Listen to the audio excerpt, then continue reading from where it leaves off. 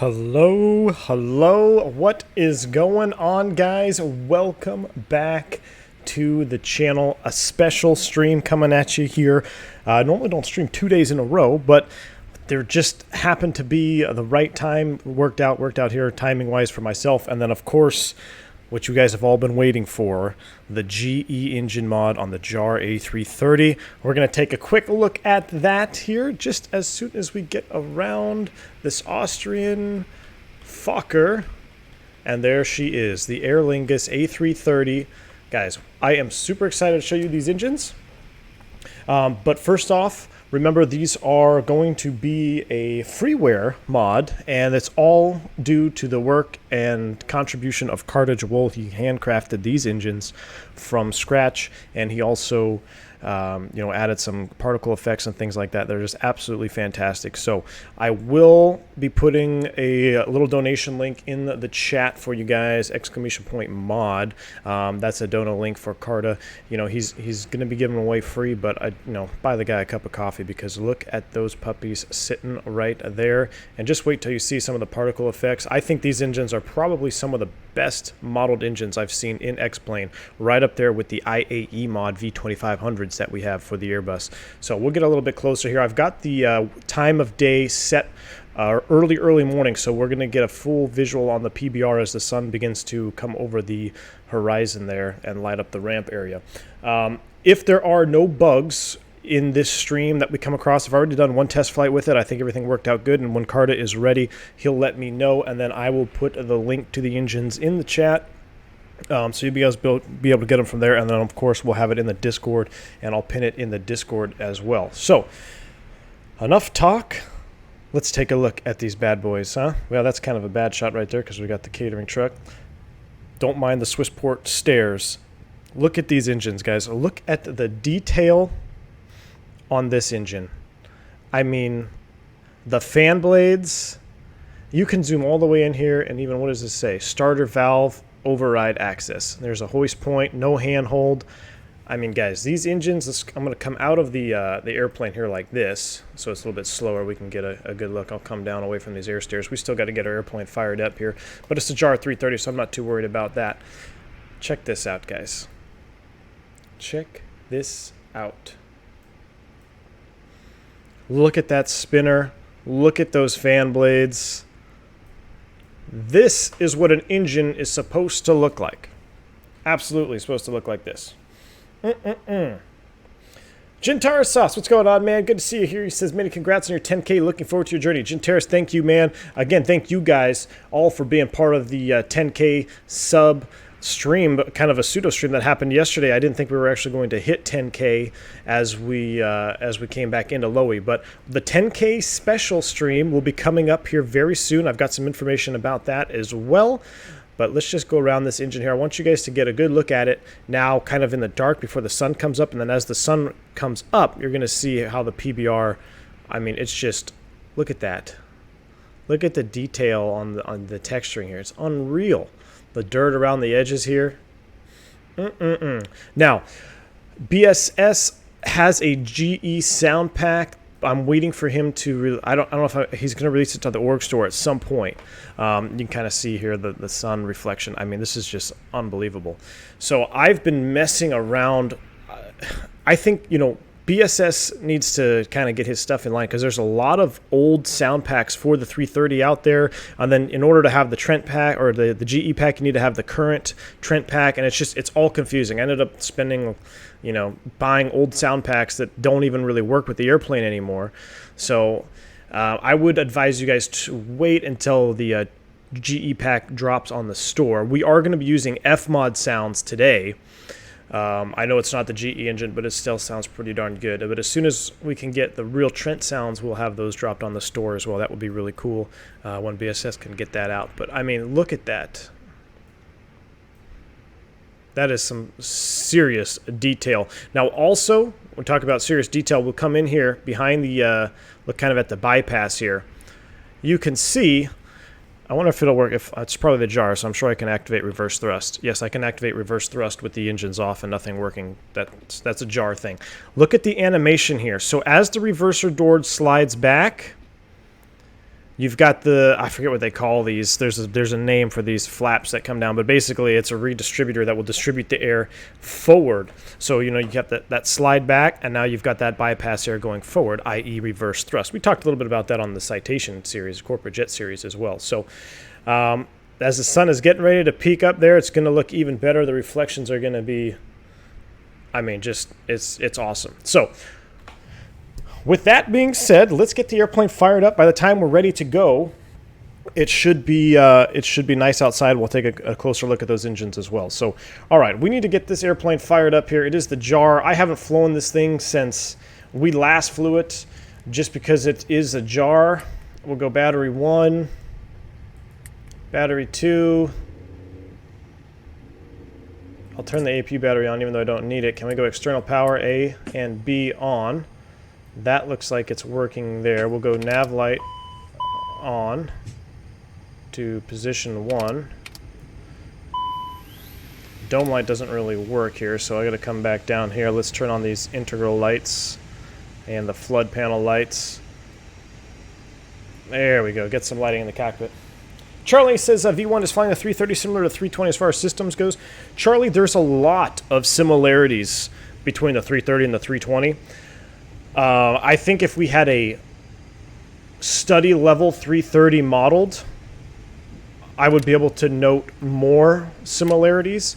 However, a lot of things that happen on this JAR 330 I think are just JAR being JAR and it not being a full study level aircraft, because there's a lot of things on here that I just scratch my head at and can't imagine would work that way in the real airplane. Now, there's a chance I could be wrong, but I mean, I'm talking about basic functions of the VNAV and I mean, this page right here, like you have to keep it on APU and engine the whole way, like it doesn't auto shut off. There's just some little things that I'm not exactly sure how it works in real life, but according, you know, to the Airbus, it is a little bit different.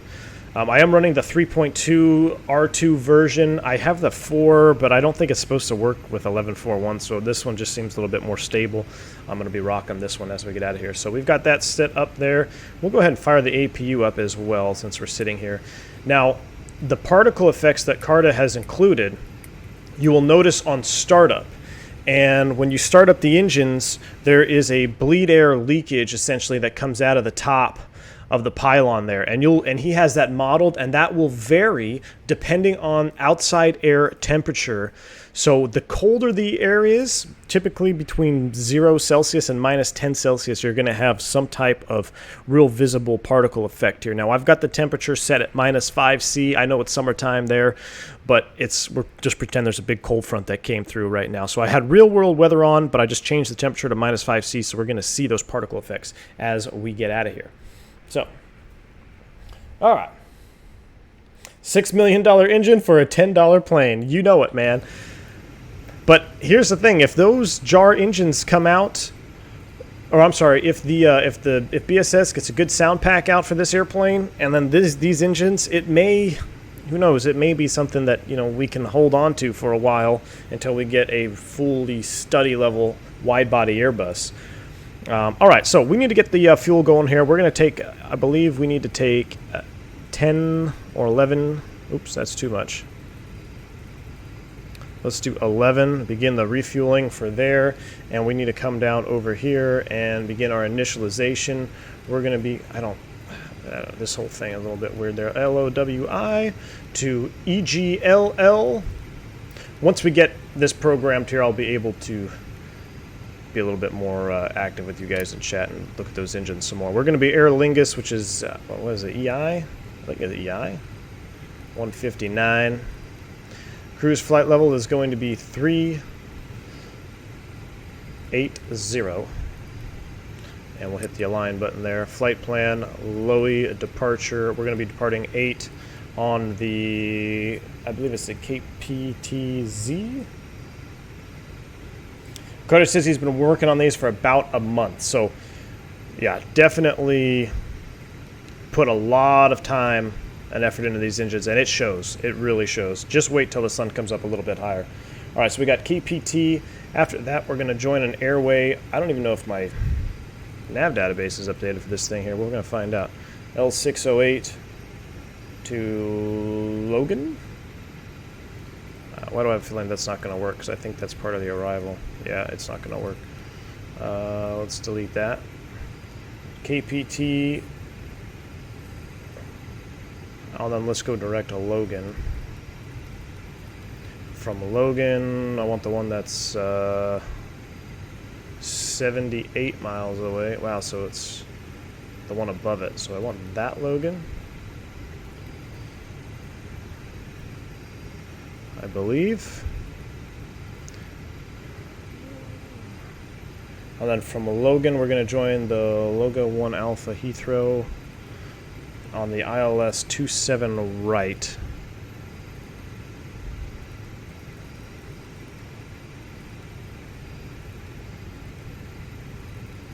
Yeah, I don't think my nav database is updated actually. Oops.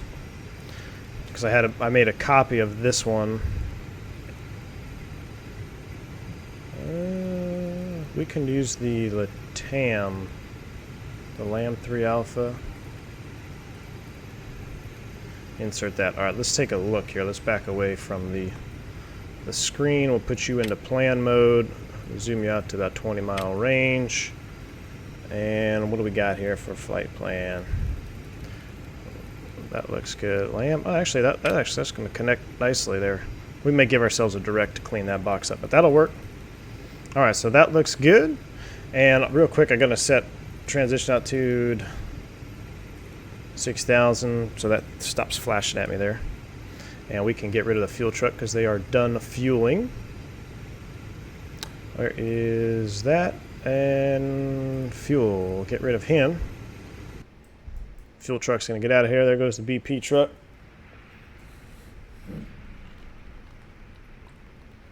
Andre Henry says it definitely makes me want to hop back in the 330. It's been at least a year. You know what, man? The exterior modeling of this airplane is really good. And then you combine it with these engines, I mean, it's one of the best looking airplanes on the outside. Let's get this fired up here while we wait. One of the best looking airplanes on the outside that we have in X-Plane. However, it's a shame that there's still so many little issues that plague this airplane. All right, so we got our flight plan in there. There is no secondary. Rad nav page, nothing to hard tune out of here. I'm not too worried about it. Init B, this is what we do need to look at. Let's go 156 and then block fuel. So I want to come back here real quick and do load and fuel. Make sure we have... I had it set so we can get out of LOWI. You're not going to be taking off a 330 out of LOWI in normal. I don't even think this is real. I don't think this airplane can fit on the taxiway. But we're doing it just for cinematic purposes and just have a little fun here on stream. So I moved the cargo down quite a bit. So that'll help us get out of here. Our takeoff weight is significantly lighter than normal. We don't have a lot of gas. Takeoff trim is 3.3. So we'll come back here to init B. 156.8, that matches right there. That looks good. Block fuel on board. We should have 8 or 10.9. I hope that's enough gas. Let's see what it tells us. We add that arrival. It says 30 minutes extra. What do I have for cruise altitude? 380. So we should have enough gas. Stick with me, JAR. 573 miles, estimated 4.6 on arrival. That looks good. And for V speeds, we're going to go 32, 35. We're going to do a flaps 2 Toga. And we do set the trim in this one, so it's going to be 2/up 3.3 for the THS. No takeoff shift. We're going to back taxi out, engine out 2,000 feet, thrust reduction 1,000 feet MSL. What do we got for V2? 139 there.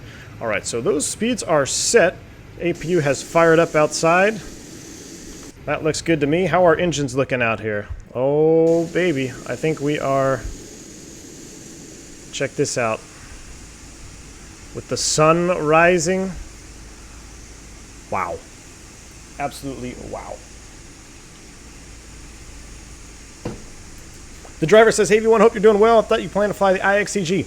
I was going to fly the IXCG on the next stream to Heathrow, but Carda got these engines ready, and I figured, you know, you guys probably, if you're a 330 fan, you've been flying the JAR A330, you still want to see, you still want, you know, maybe to add some engines to it. I figured why not showcase these engines for him, get them out there on stream for you guys, and then, you know, we can fly the IXCG another time. Plus, I think Flight Deck to Sim is flying the IXCG later, so I do want to get off the ground, get up and cruise, because I know we have a lot of combined viewers, so I want to be in a non-critical phase when he gets rolling. So everything else looks good there. We'll put you back into arc mode, and I guess we can go ahead and drive away everybody here from the... and we no longer need external power, so I guess that's just off. Interesting. Alright, come back up higher, make sure everything else looks good. Fuel pumps are on, cabin temperature is good, everything else looks good there. We'll get the seatbelt sign on, no smoking sign to auto. We'll see the trucks get out of here as they drive away. Tesla guy, what's up, man? He says JAR Design should collab with some other plane dev someday, shouldn't they? You know, it would be... yeah, I mean... I've got a lot of... I don't know. I have a lot of personal opinions about the JAR products. I just feel like they are not... I think they're advertised incorrectly. I mean, on the website, it advertises this aircraft as a study-level airplane, tested by real pilots and stuff. And I'm telling you, the way it flies and its behaviors, it's just not. So I think there's a lot of... There can be some...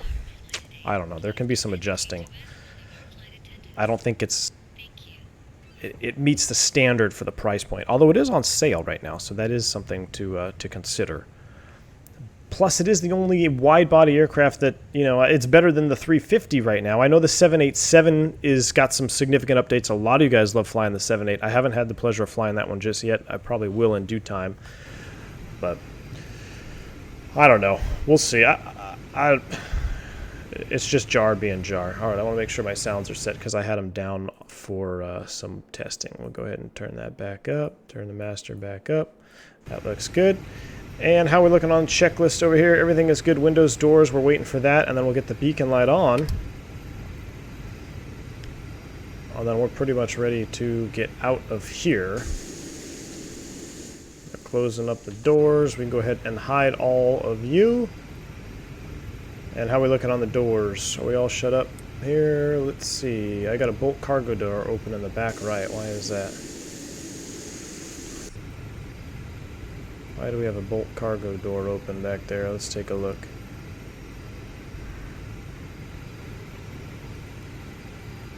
Go ahead and close you up.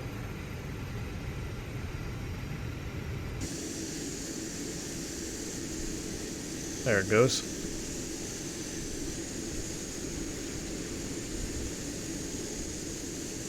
Carda says there is a paint kit included in the download, and yes, there is a paint kit, and there is an extensive manual on how to install these.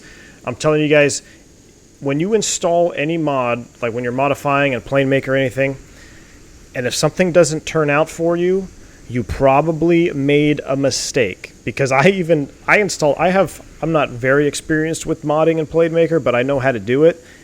And even after I did it, and I thought I followed it to the T, I made a stupid mistake, and I had an N1. I actually mounted both engines to the same wing because I had the lat reversed to positive, negative value. So always go step by step and verify every single digit that you are changing is correct, and you will not have any problems. The manual is correct. If you follow the manual to the letter, you will install it with no problems at all, and it's very easy. You only have to edit one object file in a Notepad++ or something like that. So it is much easier to do than, say, the Neo mod or the Sharklet mod. But look at those engines. Those fan blades, I can't get enough. Let's get a little bit closer here as the sun has come up now. Look at that. That just blows my mind, Carda. Awesome job, dude. Would I suggest this or the Flight Factor 777? I do not have the Flight Factor 777, so I can't speak to how good it is. And I mean, I'll reserve my opinions on the 330. Let you guys decide when you see me fly it today if you should think it's something you should get. But for its sale price, you know, maybe, but it lacks a good quality sound pack too. That's the other problem. I just can't get over this. You see the brushwork here? This looks so real. What does that say? I bet I can read it. Yep. Engine starter something. Got kind of rubbed off there by the heat, but probably engine starter valve or something. Fantastic. All right. We've looked at the engines. We're closed up. Let's get out of here, guys. We are pushing. Please show me where you want to go. All right, so we're going to try not to take off the tail of that TUI. On to cockpit. Tow is driving up. Right here. All right, Tow is driving up. Nevada Rocks says, have I seen the preview and are you excited for the upcoming A300? Yes. Here's my thought on that, Nevada Rocks. When that A300 drops, I think I'm going to fly the A300, the Zibo, and the Airbuses. That's probably and the FlyJ Sim stuff. Those are probably the only add-ons I'm going to have, because between FlyJ Sim, the 7.2 and the 7.3, the Zibo modern Boeing, the Airbus fleet 319, 2021, and then the A300, that's it. You're covered. You're covered in short haul, long haul, medium haul. I am super pumped for the A300, and I don't think they've spared any expense in details or modeling. You see those pictures that they release. I am so excited for that airplane to come out. Okay, all doors and hatches are closed. Ready to connect. Set parking brake. Parking brake is set. You're clear to connect, sir. Selb says, you should be in the green. Austrian operated an A330 out of Innsbruck, but it was restricted for fuel to Vienna. Ah, interesting, Selb. So they did take a 330 out of here. Okay. I mean, the runway is long enough, and I just didn't know about ramp space. They must have had a special, they must have timed it right, so they couldn't have two airplanes on the ramp or something like that. But yeah, we can take off out of here just fine. Plus, it's nice and cold this morning, so it'll be good. XP1972 in chat. What's going on, man? Sorry I missed you there earlier. Welcome to the stream, dude. I did catch up on your SSG landing. I don't know what that landing rate plug-in was smoking, dude, because that looked like a good landing to me in St. Martin. So, and I was going to buy the SSG 7.4 last night until Carda said, hey, man, check out these engines, and then I got distracted with that. So, but I am going to be picking up that SSG 7.4. All right, brakes release. Clear to push. Starting pushback, and you may start the engines. All right, well, we're going to hang tight on starting engines because I want to have a full effect of that. Let's sit on this wing right here. We'll kind of watch the reflections. We'll zoom in on it a little bit. I mean, gosh, that engine looks good. It looks real. It straight up looks good. Straight up looks real, man. Really wish for a fully working A350. You and me both, man. You and me both. They're also working on the A380. Yes, I did see that. For some reason, I'm just not a fan of the 380. I don't know. It's just me personally. Maybe because I just... personally, I think it looks really kind of ugly. But that's one heck of a piece of equipment, man. I see him on the ramp. Qantas flies as A380 into DFW. At least they were before Corona hit. Look at that engine. So I don't have a lot of interest in the 380 coming out, but I am extremely excited for that A300. Today's destination is London Heathrow, man. Should be on the top left of your screen there. We are also, so before I start engines, in cruise, after we're in cruise and we're settled in, it's a little bit longer cruise, not very long, it's only 500 miles or so, but I am going to be doing another quiz. Now, this time, a guy, welcome to Private Pilot, man. Thank you for joining the channel. Exclamation point, welcome for your perk information, sir. Thank you so much for joining. I am going to be doing a quiz in cruise. Now, this quiz, we are going to be keeping track. I have developed a point system where basically, if one person gets two... Operation complete. Please set parking brake. Your brakes are set, clear to disconnect, sir. Disconnecting tow. Stand by. If you get two questions correct, you will then be added to the next, to a separate list. And then I will have a drawing, and we will have a very, very significant giveaway on the 10K sub special, which will be coming at you here pretty soon. This is not the 10K sub special. I was not anticipating hitting 10K subs as fast as we did here. So I will have a cruise in, or a quiz in cruise. But once you get two questions right, you can no longer answer. So hopefully, if you have like a really good bandwidth and you've got the answers, you got two right, okay, then you don't answer, and allows other people to get a shot at answering. Oh boy, didn't mean to do that. I wanted to go here, and then let's go outside here before we start up one more time, looking at these engines. Look at the sun coming through the fan blades there. Has been removed. Hand signal on the left. I'll see you next time. Have a safe flight. All right, thanks for the smooth push, buddy. We'll see you next time. Wow.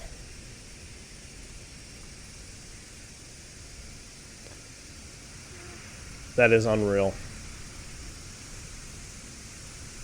Gosh, that looks so good. I love it. All right, let's fire them up, guys. I wish I could say I have a super good sound pack for you. Unfortunately, there's not one available. All right, we got bleed pressure. Starting engine 1. Let's fire them up. Check out these animations during startup as well. We got the N1 fan rotation, a beautiful blend of the blade rotating with the spinner. We should see a bleed leak blow off here out of the pylon. Look at that particle effect. Now that is happening because I have the temperature set extra cold. It is minus 5 degrees Celsius right now. We're simulating a cold front that's blowing in here to Innsbruck. And that particle effect will vary depending on how cold it is. So if it's -1, it'll be a little bit less. If it's -9, that's where you're going to get the most particle effect. I've got it right in the middle, about, I think it's -5C outside. So that's a bleed leakage coming off the pylon there on engine start. Absolutely awesome. Let's crank up engine 2. Let's get in here nice and close.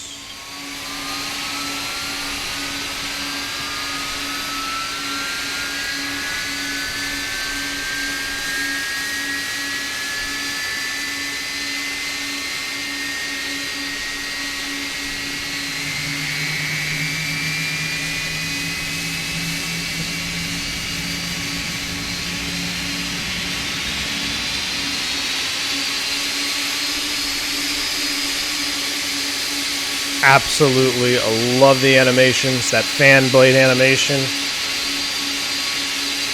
10 for 10 Carda.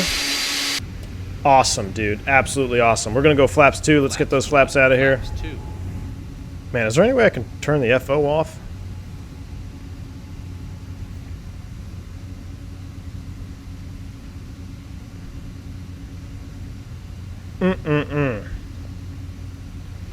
Alright, so we got flaps 2 set. Let's go ahead and go back to normal. Arm the speed brakes. Flaps 2 are set. We're going to go altitude. TARA. No longer need the bleed. We'll go ahead and kill the APU. Or, yeah, I guess it stays there in the avail light. And that looks good to me. This little checklist thing, we'll do all our checks here. We'll do our flight control checks here. Full up, full down, full left, full right, neutral, full left, full right, neutral. Spoilers coming off the left. Oh, love it. Alright, so we got our flight controls checked. Flex temp, we're not going to flex. We're Toga, cabin crew advised, packs as required. All that looks good. Let's go ahead and perf data. Taxi light to taxi. Brakes released. Park brake off.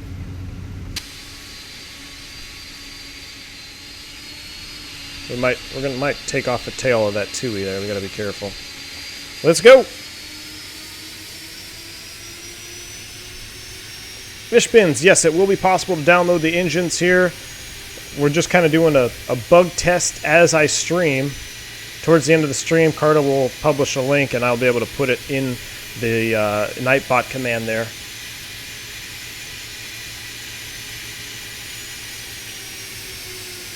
Brian Harris says, Carda, the drinks are on us. Yeah, these engines, guys, this is not just a retextured engine that somebody found and retextured it. This is Carda's work from scratch with particle effects. Exclamation point mod. If you want to buy him a drink, the link for the engines will be in the chat once I get the okay from him. And of course, we'll pin it in the Discord as well.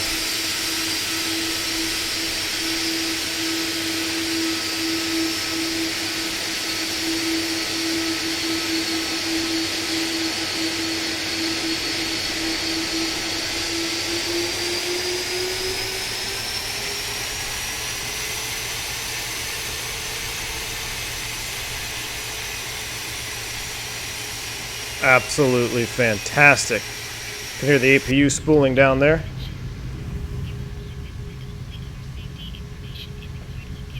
Great reflections of the cockpit, yeah. You have to delete the sound files for the FO. That's the first thing I did when I got the JAR. Alright. It might be something I'll have to do.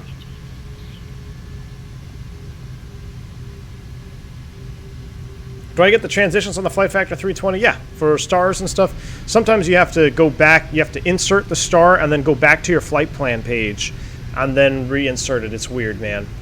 I think it's a bug I noticed on stream once or twice.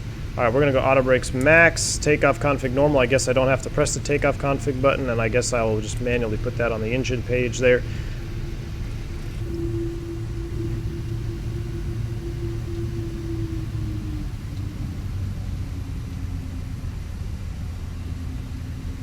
Look at that particle effect as I come back down to idle thrust. Little excess bleed pressure. Now, if you're above, if you're flying with real-world weather, if you get this, say you get this mod and you go real-world weather, you may not get that particle effect because, again, that is dependent upon temperature, outside air temperature.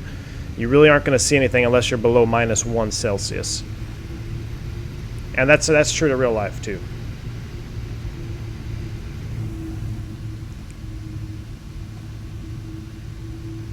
All right, let's go ahead and turn on the lights here as we take the runway, and then we'll be able to look at the reflection. Look at that. No marching ants, nothing. This is like putting a Ferrari engine in a Honda Civic, but I love it. I absolutely love it, Carda. Jablino, you're right, man. The spoil brakes, or the... What were they, spoil brakes or spoid brakes? It was the spoid brakes. Spoid brakes are armed. I did not set my initial altitude either. You're right. Thank you. We're going all the way up. We're not doing any ATC. I didn't want to block anybody here in Innsbruck, and I want to be able to focus on looking at the engines and doing a little quiz with you guys. So 37, is that our top altitude? Maybe it was 38. I think it is 38. Top altitude 38. Thank you for the subscribe there, man. Appreciate it. All right, we got to make a turnaround here. We're going to need to maximize the runway. Should I get the 319 or 321? Me, personally, Taha, I would get the 319 just because of the sound pack. Now, if you really want the 321, you want a bigger airplane, get the 321. I'm sure there will be a BSS pack available at some point. But personally, the BSS pack on the 319 puts it ahead of the 321 for me. But they are both fantastic aircraft. You can't go wrong with either one. That's just my personal opinion. I'm going to do a little cheat here as we turn on, so we can look at these reflections a little bit.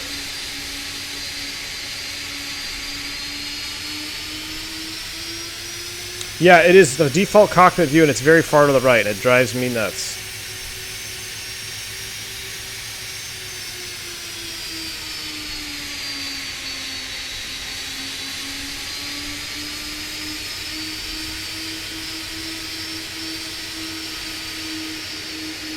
Can't say I've ever lined up a 330 in real life.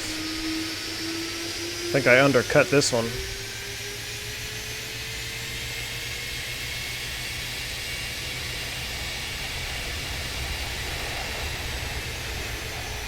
Maybe not. That's not terrible. Yeah, that wasn't a terrible lineup. Actually, that was pretty darn good. Alright, we're going to take one more look at this, and then we're getting out of here. Absolutely love it. D. Pimentel says, hey Cap, how well does your knowledge of the 320 translate in terms of systems? How much retraining would you need to switch to 330 in real life? In real life, you need a new type rating, so you'd have to go through a new type rating course. The 330 is actually more rudimentary than the 320 family. There's the older technology on the 330. I think the 320 took, some advances in the cockpit. But the 330 is it's still a fantastic bird, and there's a lot of similarities I can tell just by looking at the JAR. And I know the JAR isn't a full study sim, but man, if I had an opportunity to fly a 330, I would definitely take it. Oh, there's a little crooked there. But I do see a lot of similarities, just, systems-wise, looking at the hydraulics, The JAR has, I'm sorry, the 330 has more, but that's to be expected, right? Because it's a larger aircraft. So I'm going to set my custom view so I don't have to look at that side view. Actually, we're going to spool them up 50% right here. Let's do this. Spool them up 50. I love the fan blade animation. Toga.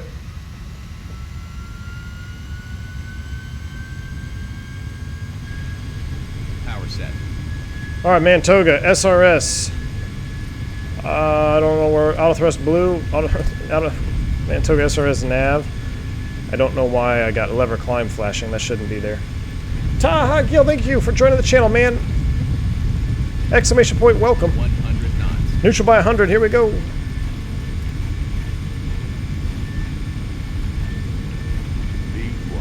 Rotate. Rotate. Positive climb. Hero. Up. Too low. Gear. Spoilers disarm. Too low. Now I know this thing goes off like crazy. I don't know why. It should not be going off right now, so we're going to inhibit that. Are you kidding me, guys? You cannot be serious.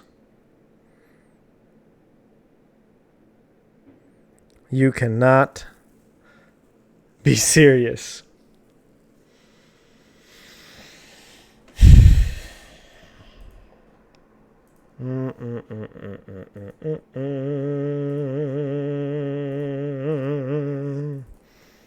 Wow. Wow. Well, we're going to load it up hot start here real quick. Give me a second, guys.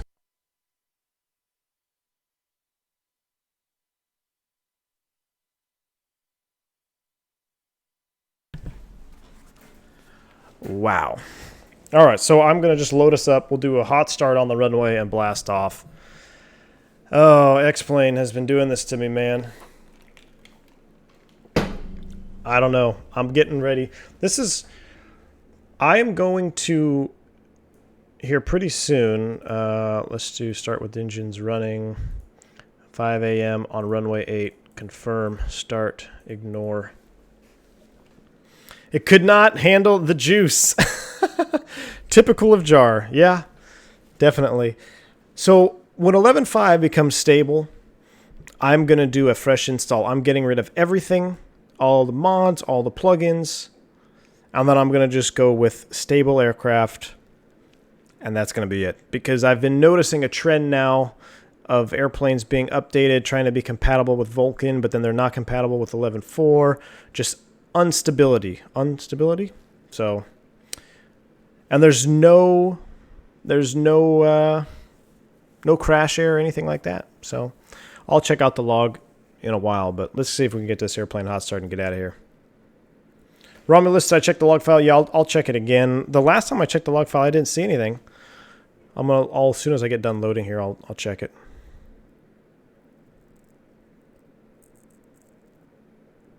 Josh Mayer says FS 2020 just got themselves a new customer. You got it, man.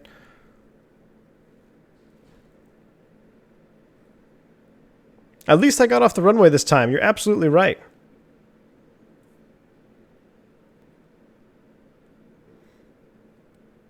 Ladies and gentlemen, this is your chief flight attendant. If I have to listen to the chief flight attendant again, and then you gotta wait for all this to load up here, and then it tells me that my ground handling is not installed, but I clearly have ground handling installed. So just JAR being JAR. Starting engine 1. Starting engine 2. Ladies and gentlemen, the captain has turned on the fasten seatbelt sign. If you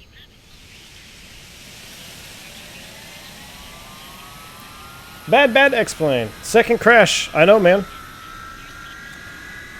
Deep breath, Captain. And you know what? It's just frustrating because, I mean, I did a test flight today. This morning I did a test flight. No issues. None. Oh, yeah, Carda, my log file will be overridden now that I loaded up X-Plane. Yeah, you're right. Oh, well. We get to see the engine spool up again. Luckily, it is the JAR, right? We're just going to go in here. We're going to do LOWI to EGLL. This is going to be the quickest we've ever seen. We're going to do a generate plan, insert, flight number 1. I don't even care. Cost index 55, cruise flight level 380. Align IRS. How much fuel do we have? Ooh, we're going to need a little bit more gas. We're going to need a little bit more gas. Let's come back here. Load in fuel. I need fuel.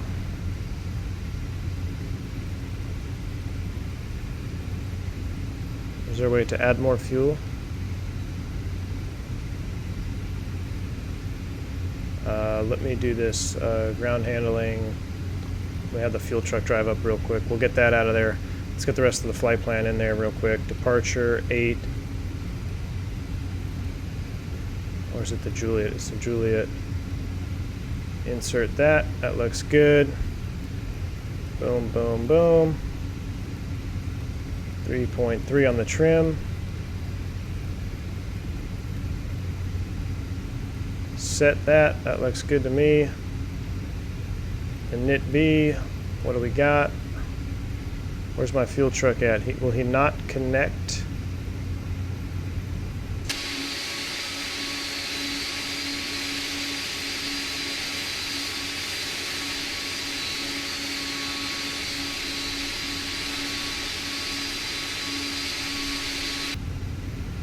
I guess I'll do it this way. We're just going to connect him and then we're out of here. Commander says, might find some crashes due to also running stream from the same PC. I mean, dude, I've been streaming for a little over, like, almost 2 years now, right? And I don't think that's my third crash I've ever had on stream. And the second crash I ever had on stream was yesterday. So something is going on. Something is going on here. Why do I have emergency electrical power up top? Let's get you off. There we go. That looks good. All the lights are on. There we go. Fuel, pre-select. Give me 11. Start the fueling process and then we're out of here. Charlie, thanks, man. He said, keep up the great work, awesome content, valuable knowledge. I'm a police officer but hope to get my PPL one day. Charlie, thank you, man, for being a police officer, keeping law and order, dude. Appreciate it. My hat's off to you, man. That's a tough job. Appreciate what you do. And thank you for your support on the channel. I really appreciate that donation, man. Thank you very much. All right, that looks good. Fuel is done. And let's just go ahead and drive away all. Get them out of here. And we'll go flaps 2. Flaps 2. Init B, fuel 10.9. Done. Make sure my doors are shut. They are not shut. Close, close, close, close, close, close, close. And ground handling, hide all of them. I'm gonna need that fueler to go away.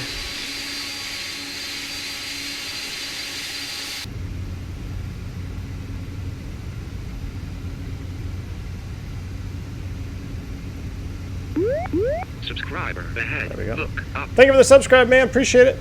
Sorry about the delay here on takeoff. All right, let's try this again, shall we? Maximum juice. There's just too much juice for the sim. Carda's engines are just too darn good. All right, we're ready to go. 380. Takeoff config check. Auto brakes max. We don't even need to do a TO config check, do we? Arm the spoilers and cabin. I don't know how to identify the cabin. Come on, I need those flight attendants to close those doors. Come on now.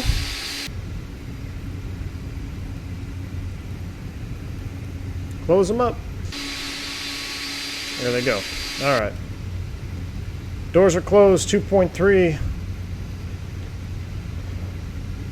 We're all green. Let's roll. Let's try this again, shall we? You know what? Park brake off. I'm going to just take off from the freaking cockpit because I don't know what's happening when I switch views mid-takeoff. Here we go. Spool them up 50%. Toga. Let's try this again.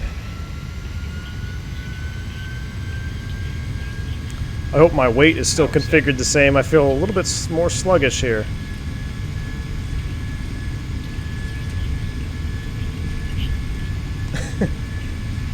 It may have corrupted itself in resistance from the juice. Oh man, I can't even keep myself on the center line here. Neutral by 100. knots. I got lever climb flashing at me on the takeoff roll. Come on, Jar. V1, rotate. Here we go. Positive rate. You're up. Spoilers disarm. Spoilers disarm. And we are not too low gear. We are in the takeoff phase, so should be alright there.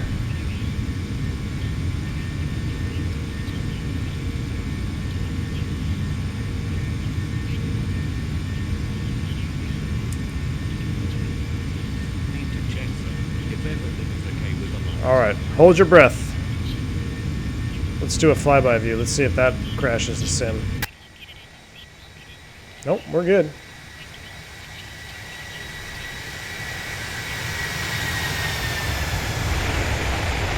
Gosh, that is beautiful. Alright, back to the beautifulness of these engines.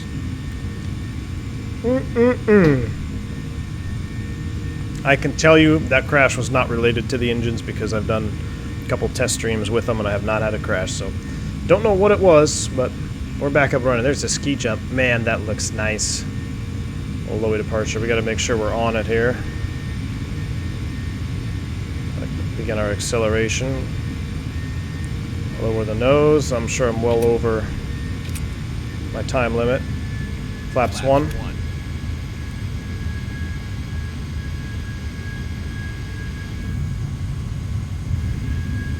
Oh my goodness, look at that. Ooh, buddy. It was JAR Design getting back at me for dissing their study level airplane, says Dougal. Yeah, it might be, man. Might be. Am I maxing out my VRAM with the installed scenery? I will take a look at my task manager here. Hold on, let me get the departure.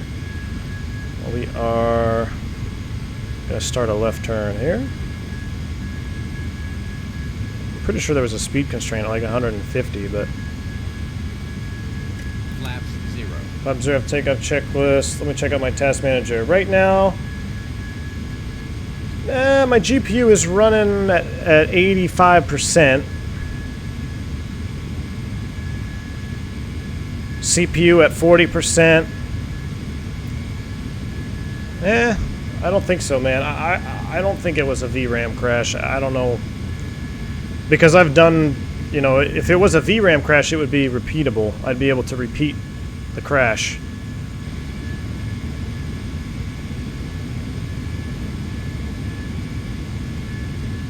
Alright, now I think JAR wants to fly me into the mountains there, so we're going to kind of just manually fly this turn out here.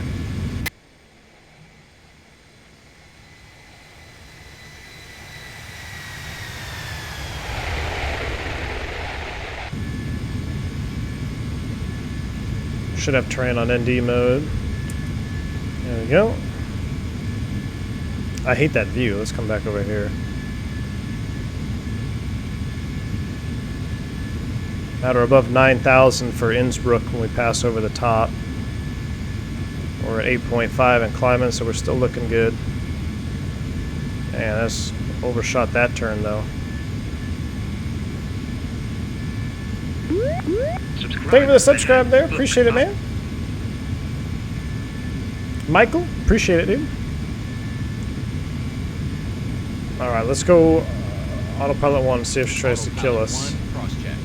Autopilot 1, cross check. Alright, talk to me, Goose. I'm gonna sit here and look at this. Oh my goodness. And we're getting ready to go through 10 so we can kill the lights as well. I need to check, sir. Is everything okay with the lights? Wow. What are my specs? It's in the description, man. I am GPU limited with a 1070.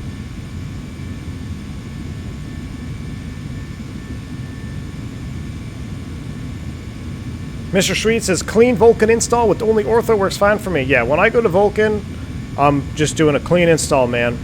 Clean install. I have a few airplanes that I know work. I know JAR has an update to be compatible with Vulcan, so I will definitely have this plane in there with these engines, because that, I mean, these engines are too good not to have.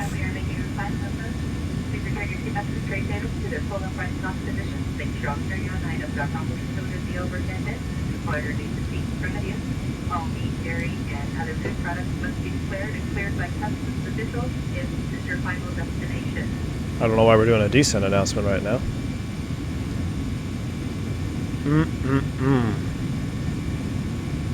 Sam Can says, didn't expect to see the GE mod so soon. Yeah, man, I didn't either. I wasn't planning on streaming today, but it just happened to work out. Carda had it ready.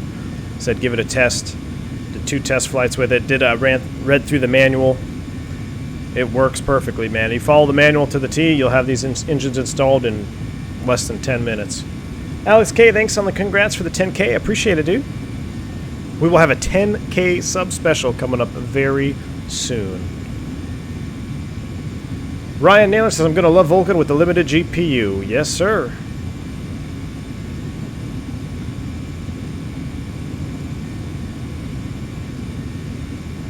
Do I plan to switch to FS 2020? Yes, I will run both sims probably. I'll run FS 2020 and X-Plane, because my fear for FS 2020, and this is just my, you know, I don't have anything to back this up, but I do not think we are going to see the study level aircraft right away anyway that we have an X-Plane in FS 2020. So, you know, we're not going to have the flight factors, the Toluses, the Zebos, the INI builds, A300.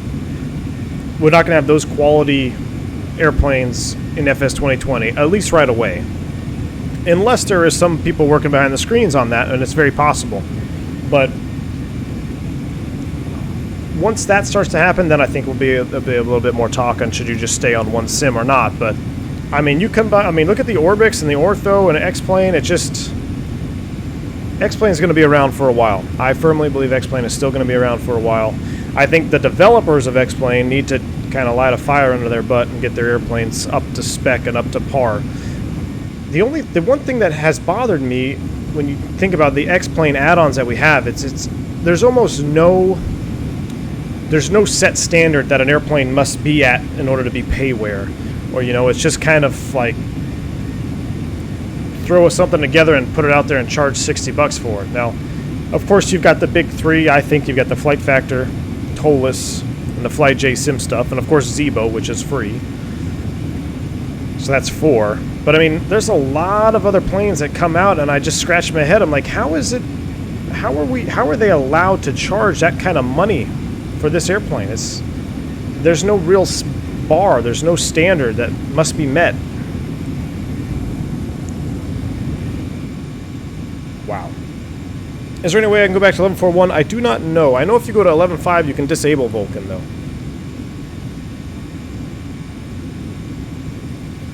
Strix, what's up, man? It says 10K sub special, flying a rubber dog tours out of Hong Kong in a cargo plane. Ooh, Strix, not quite, man. Not quite. Not quite. You guys will see soon enough. How can I download the CF6 mod? We will have it released here towards the end of the stream if everything else goes according to plan. So I've already done 2 test flights with this without any issues. I just had a crash on my stream, so you guys saw that. But I'm 100% sure that wasn't CF6 related. But as long as everything continues to run smooth and Carda gives it the A-OK, we will upload the link in the description and on the Nightbot command, and of course we'll have it in the Discord as well.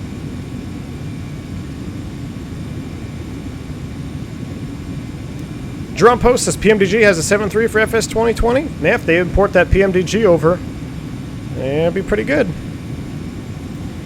Selb says there has to be a catch to FS 2020. I'm not entirely sure they would offer so much for one purchase. I think they might put a subscription for something. I don't know, man. Your guess is as good as mine on that one. Oh, the reflection of the... Look at this. That's just unreal.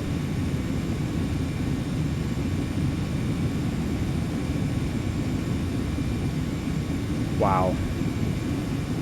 So we bank away from the sunrise there.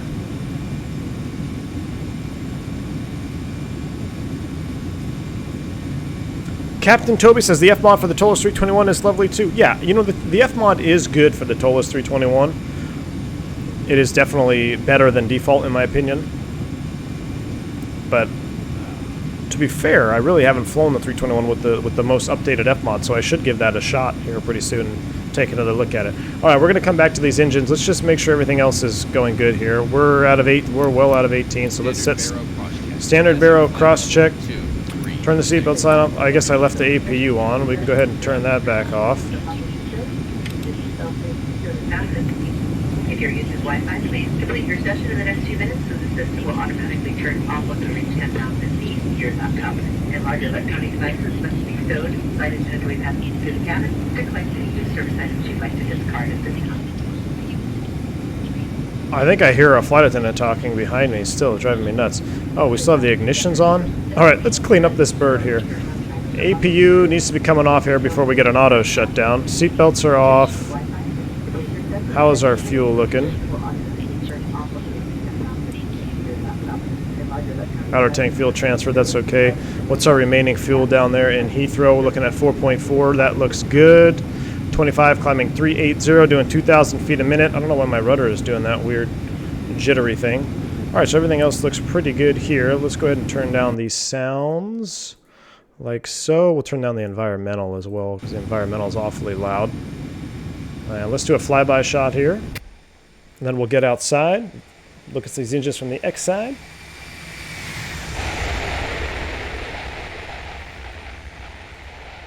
Interesting. Sounds like I'm in afterburner, but we'll rock it.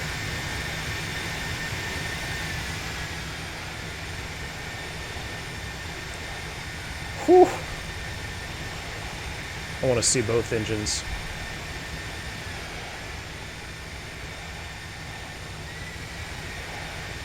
XP1972 says, V1, I've ended up rating X-Plane add-ons in 2 categories.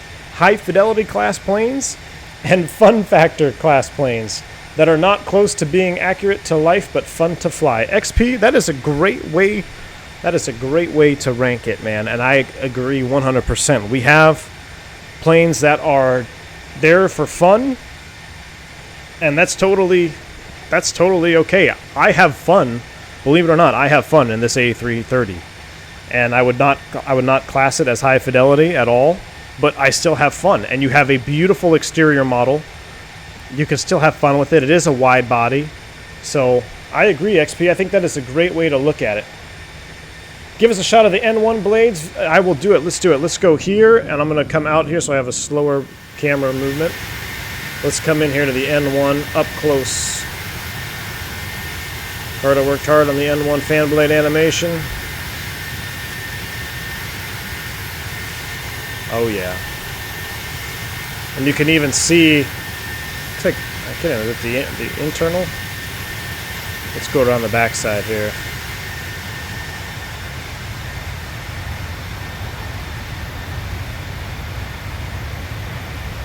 Oh ho ho. So I can still see the fans moving in on the front. Wow.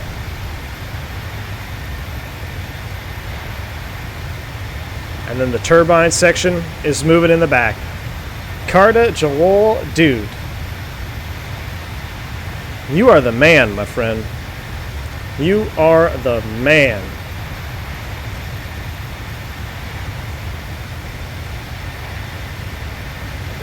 God, is it thrust attenuation doors or something like that? Thrust attenuators? So when you go to reverse thrust, it's actually modeled. He's modeled the attenuation. These flaps will come down and redirect the bypass air forward in the reverse section. This pylon, I mean, I'm jazzed about the pylon just as much as I am about the engine. Look at the detail work on the pylon.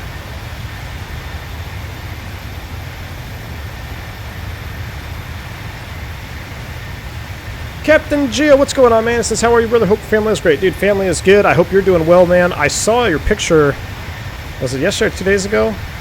And of you grilling out, man.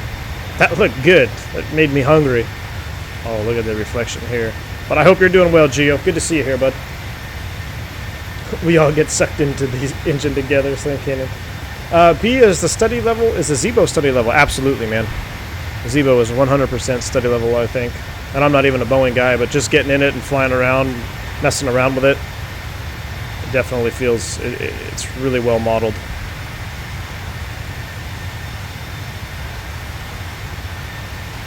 Evan Central, can I have a shout out, please? I love your vids. Evan, you got it, man. Thanks for joining the stream, dude. Glad to have you here. There's a reverser door. What do we got? Engine oil service access door. Always want to make sure those are closed on your pre-flight. I've seen a few not closed.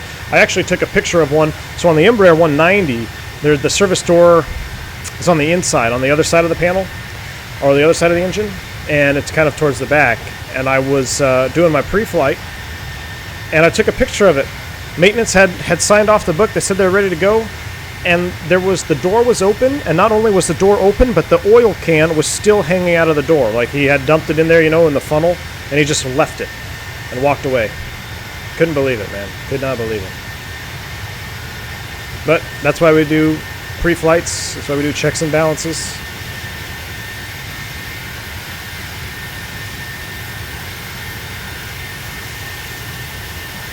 I mean, you can see that this is not just one piece. This is not just one fan disc animation here. We've got multiple things working in tandem. That is so cool, dude.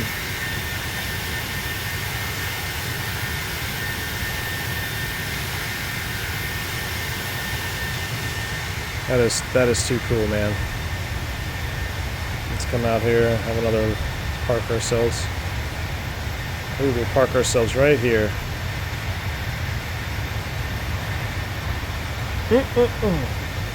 Avioman says we can say that engine is study level.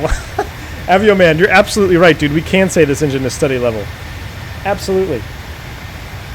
Gio says, thanks, man. I took a break and enjoyed the day with the family before anything. That's right, dude. Good to hear it, Gio. Milo says you should try the FS Labs on P3D. That's the best 320 and by far much better than Flight Factor 320. Milo, my fear is if I try the FS Labs on P3D, I will never come back. That is my fear. That is why I'm not doing it. I know how good the FS Labs is, and I just, I don't want to run another sim, man. I don't have the room for it. I don't have the time for it. Brian says we should call him Carda Angelo. Tremendous artistry. I think you got a new nickname there, Carda. Carda Angelo, indeed. Do I ever play 5M Transport Tycoon? Nope. Gio says, knowing that I work at an airport and as a fueler looking at those engines, I must say they're outstanding. Totally agree, man. Test the guy, what's up? He says, just a question. Do you think we should do something similar to Alpaca on the Flight Deck to Sim channel? Nah, man, that's his own thing, man. I'm not going to be taking anything. We have things will develop here naturally, but I do get a kick out of that. The herd of alpacas when they do group flights, it's hilarious, man. I love it. RIP headphone users, is it a little bit loud? All right, we'll go. Let me back out of here for a minute. Let me go to this view here. Oh yeah.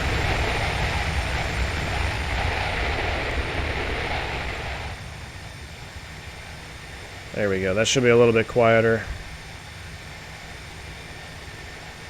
Oh my goodness, that engine looks good. Every time we start banking in the jar, I get nervous. I hold my breath. What are we going to roll inverted here? What kind of turn are we doing? It's like 45-degree angle of bank right there. All right. Jeremy Harvey says, I feel like I can reach out and put my hand on the engine cowling. Me too, man. Me too. We just need a Neo mod for the JAR A330. Ooh. Yep. We might. Alright, so let me take a look here on the Discord, make sure everything is good here. That looks good. Alright. Done. Alright. So, Carda, you just let me know if at any point if you want to release the link, and we'll do it. If you want to go all the way to touchdown, that's fine too. And then even if you don't want to do it, whenever, just let me know. We'll get it out there. I'll put it in the description too later. But I just better hope we don't get jarred, says Jessica. Yeah, I hope we don't get jarred again. Right now we are looking pretty good. So, all right. I've got my notepad out here. I've got a little point system gathered up, guys. We are going to be getting ready for the 10K sub-special stream. Now, I'm going to go back over here where the light is. The 10K sub-special stream will be happening here pretty soon. I don't actually have a date set for it yet, but we will be leaving Europe and going back to the US. Now, during that stream, you're definitely going to want to tune in because I'm going to be having a couple of giveaways. I want to get back to you guys for just supporting this channel and being here. So, my engines, are they rolling back or are we flaming out? Okay, we're rolling back. I thought we had a flame out there. That was awfully aggressive.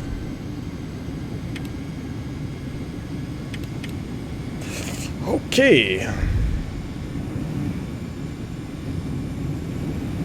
Why don't we just sit here for a minute? Oh, look at that. So, I do want to get back to you guys, and I want to have... excuse me. I got a little fun little quiz thing going on for you. So, I'm going to be keeping track of the points and who gets the answers right. Now, I do ask you, if you get 2 questions correct, I do ask that you do not answer again, or I'm just going to ignore your comment, but just no need to answer. If you get 2 correct answers, I will then move your name down into a separate hat, which is where I will have a drawing out of that and a little something special for that too. So I will have more questions during the 10K sub special stream as well, but I figured why not get it started here while we look at this fantastic engine view. Phantom 320 says, when are we going to get that crew action tested out? Phantom, dude, we got to do it, man. I don't know, man. I'll have to catch you up in the Discord. I think we were supposed to do it over the weekend, right? That kind of went by the wayside. But yeah, we definitely need to do it. Do I think TOLAS can help learn fly the aircraft except in emergencies? Yeah, definitely, man.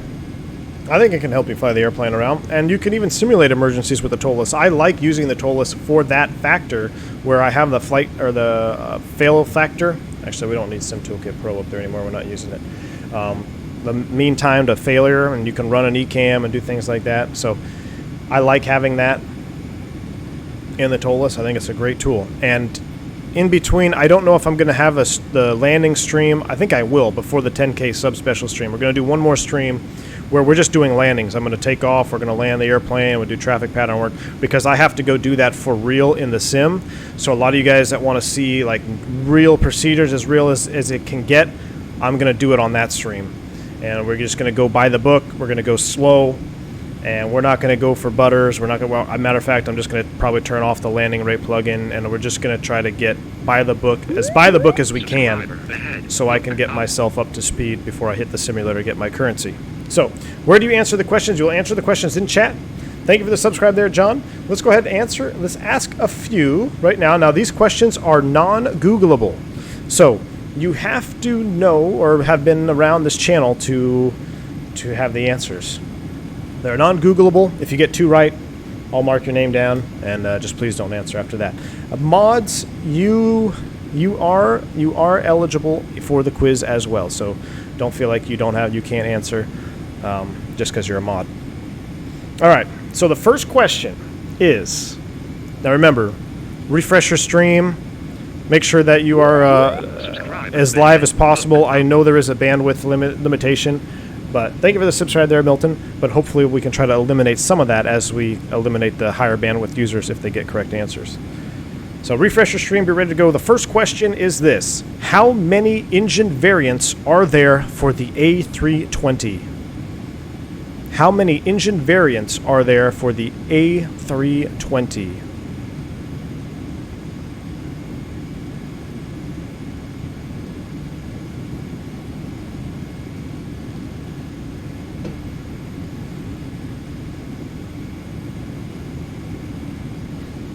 Deep Mental says, I've got to say, a 2-man crew of a real Airbus flight and the 320 together would be pretty glorious. Deep Mental, I agree, man. I'm definitely going to do it. We're going to do it with Phantom.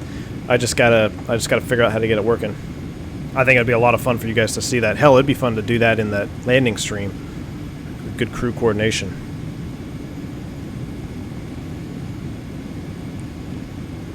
A guy says, of course, YouTube starts stuttering now. Pascal Hands, incorrect. Carda Jowol is correct. There are 4. A lot of you said 3. There are 4. Carda Jowol. Carda Jowol coming in with 4. That is correct. We have... Okay, so... thank you for the subscribe there, Abram. I appreciate it, man. I'm going to switch over to the other engine here now for a minute while I ask the second question. There are 4 engines. That is correct. We have the IAE engine, we have the CFM engine, the Pratt & Whitney's, and we also have the LEAP. So we have 2 sets of Neos, and then we have the IAE and CFM CEO, or the current engine option variants on the 320. So there are 4. Abbas says, I saw the answers before getting the answer, or before even hearing the question. I know, man. Unfortunately, that is kind of a thing. Tech fan, you're done, my buddy. I'm sorry. So, yeah, I know there's a bandwidth limitation, but that's why hopefully, you know, if Carda gets one more right, then he's no longer able to answer. But Carda is based out there in the UK with you guys, so. All right, moving on to the second one. How do I get the engines? Captain Drew, we will be releasing them on stream here shortly. How? Okay, so let's stick with the engine question. What is my favorite engine model for the Airbus A320?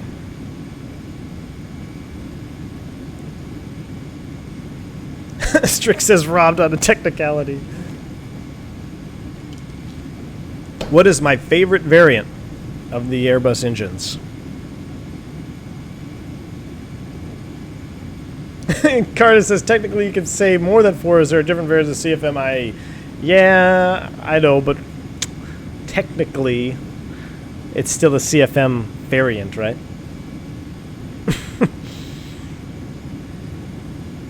He's not wrong, though. He's definitely not wrong.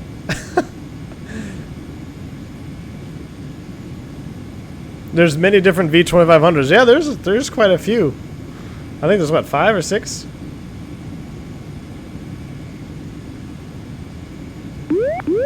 Avio Man coming in. He is the first one to answer correctly. Someone said CFM. IAE is correct. Avio Man. Avio Man. I got you down, man. So we got 1 point for Avio, 1 point for Carda. Correct. My favorite variant is the IAE variant on the Airbus family. All right, let's take a quick look up front here, make sure we're not getting jarred.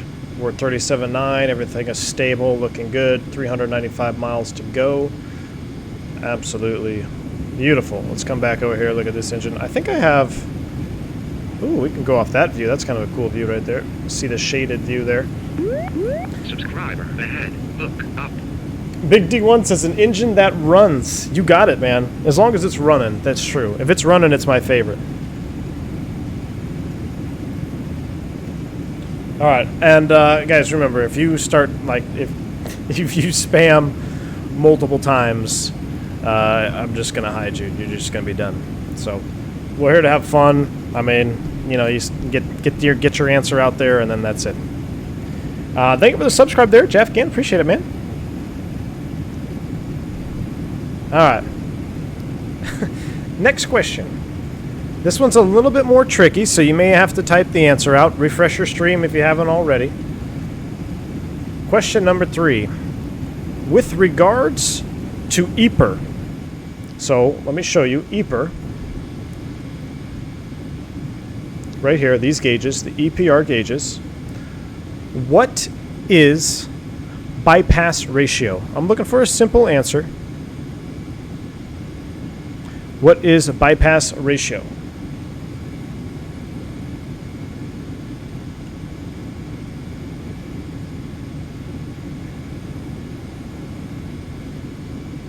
Kartik says he was the first on IE. Let me scroll back up.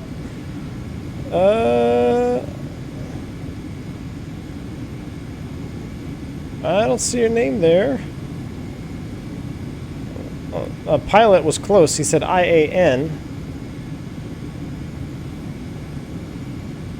I don't see it there, man.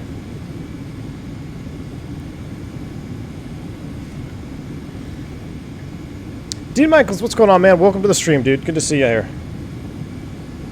I am staying healthy. I hope you are doing the same, bud. Tesla guy. Ratio of air bypassing core. Ratio between bypass air and compressed air. Pascal Hans. Ooh. All right. I'm going to put down Tesla guy and Pascal Hans because they were both correct. A simple answer that I was looking for was the ratio of bypass air to compressed air, or the hot section air. So bypassing the core, so ratio of bypassing core, that is correct. And also Pascal Hans is correct. Bypass air and compressed air.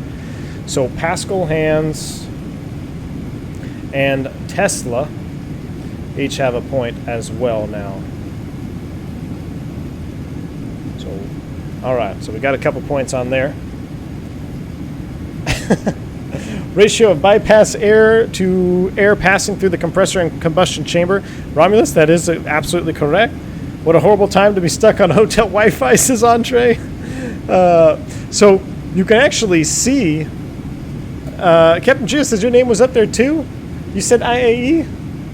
Man, on my screen, I've even looked at it again. On my screen, I see J. Corey, pilot, who did IAN, and then Avio said IAE. And there was a couple of the close ones, but I'm just going off of what I see on my chat screen there. All right. So yeah, the ratio of bypass air to compressed air, compression air out of the compression section, and you can actually see that. You know, we can actually look at this. It's really, since it's really nicely modeled here. Watch your ears as we come out here. Look at the Carda engines. So we all know the N1 fan, right? We got the big N1 fan spinning, and then when we get on the ground at Heathrow and we activate the reversers, you're going to really see what I'm talking about when you see the thrust attenuators pop out inside the cowling there. But essentially, you see how I can see through the engine right here? There is air coming through here and bypassing the hot section. This is the hot section, referred to as a hot section, the internal section, or the core, a bunch of different names for it. So EPR is the engine pressure ratio. It's the ratio between this bypass air and then the air coming out of the hot section, which is right here. And you can see this is fantastically study level modeled. Look at this here. I'm trying to think. I actually have another. I can think of a question for you guys here. Bonus question. Well, no, I won't even do that right now. But yeah, so this is the hot section air, and then we have the bypass air coming around here. And when you activate the thrust reversers, you're going to get the attenuation doors right here that are going to pop down and push the bypass air forward, so you get reverse thrust. All right. Oh yeah, that's the view we got to look at. Hey guys, says on my screen, I didn't even hear the second question. Sorry, dude. I know it's all in fun, man. I know there's limitations out there. It's all in fun. I will try to get some, you know, I will have some more random selection giveaways too during the 10K sub special. Chewy says I'm doing terribly. Giuliando says, on my screen, I was the first one to answer IAE. Really? It's so weird, man. I wonder if it's maybe on your screen, but then it has to come through and then be uploaded to my screen. I don't know. All right. Let's continue on. So this is kind of what we were talking about yesterday. This is why I'm bringing this question up. The RAT, or Ram Air Turbine, will deploy in the Airbus A320 automatically when... ... So when will the RAT automatically deploy in the A320?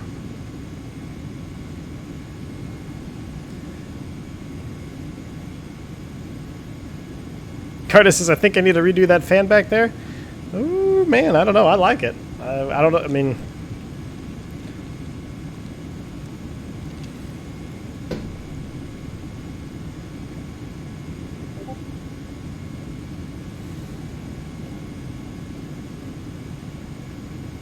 Avio Man, what does the Lycoming model numbers mean? Fuel injected, naturally aspirating, 360 cubic inch displacement, left-hand turning propeller, and I forget what 2A means. Damn, that's a good one.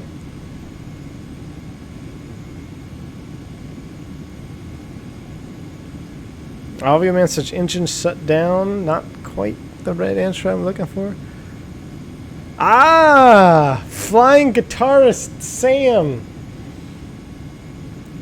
So you guys were right there. A lot of you were saying the right thing, saying a 2-engine failure when there's engine failure, dual engine failure. But the correct answer is actually loss of AC power on both engines. When you lose AC power, Jeremy Harvey was a close second with the loss of AC power. I was looking for the AC power is what's going to cause it. So, flying guitarist, you've got that one, man. Loss of AC power in both buses. So I'm going to put you down. Your name is really long. I'm just going to put flying guitar with 1 point. So we got 1, 2, 3, 4, 5 guys with 1 point. And we need a couple more to get double points there. When the rat needs a little air. That's good. Some of your answers are really good. 2 dislike, they must be Boeing pilots. Yeah, you might be right there, man. Avio man, how was my answer on the light combing engines? I don't remember if I don't know if was I close? Was I in the right in the realm there? Quandila, what's up, man? It says I'm so sorry I missed your last stream, dude. No worries, man. No worries. Obviously, is you still good on your private knowledge? Good. All right. I was hoping I was at least close there. I mean, shoot, I should remember that. I taught it for 4 years. But all right. When will the engines be released, Captain Drew? That's up to Carda when he thinks that they are in tip-top shape and ready to go. We're hoping for this for midstream here. Whenever he's ready, he will have a link packaged up. But it will come with a paint kit. It will also come with a fully detailed manual to get it installed for yourself, and it doesn't take a lot of time. So it's going to be really good. Subscriber ahead. Andre Henry says, I don't care if I wasn't first, so glad I got it right. There you go, Andre Henry. That's the attitude to have, my man. Thank you for the subscribe, Darren Ghost. Appreciate it, man. And Connor McFarlane. Thank you. Subscriber ahead. Hook up. Evar says, I went straight to Wikipedia, not gonna lie. Oh, you guys are great. You guys are great, man. I'm trying to do the non-Googleable questions. But, all right. When the rat is looking for cheese. All right, let's take a quick look up front here, make sure everything is still good. We are in the JAR, so periodic checks are necessary. We no longer need that terrain on ND. We can get that out of there. Let's go outside for a little bit here.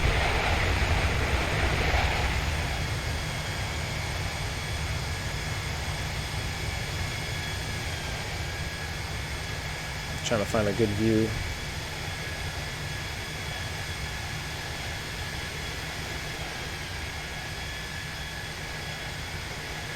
Oh yeah.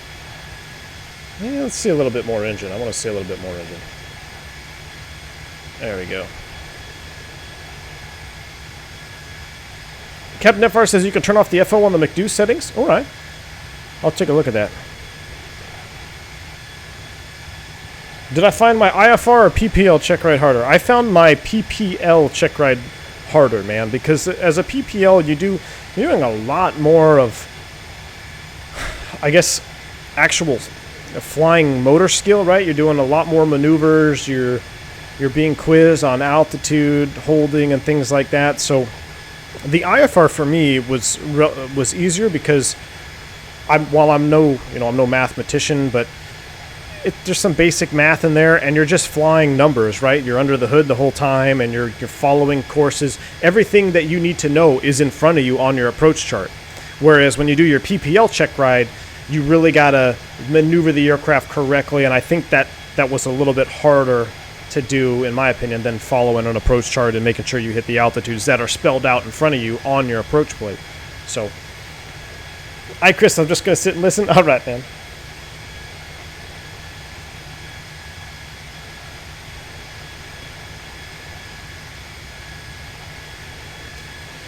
All right, here comes the next question. The rat or ram air... Oh, that was already answered, that one. What... Oh, here we go. This is the one. So what airliner did I fly before the Airbus? What airliner... Not airline, what aircraft, I should say, did I fly before the Airbus?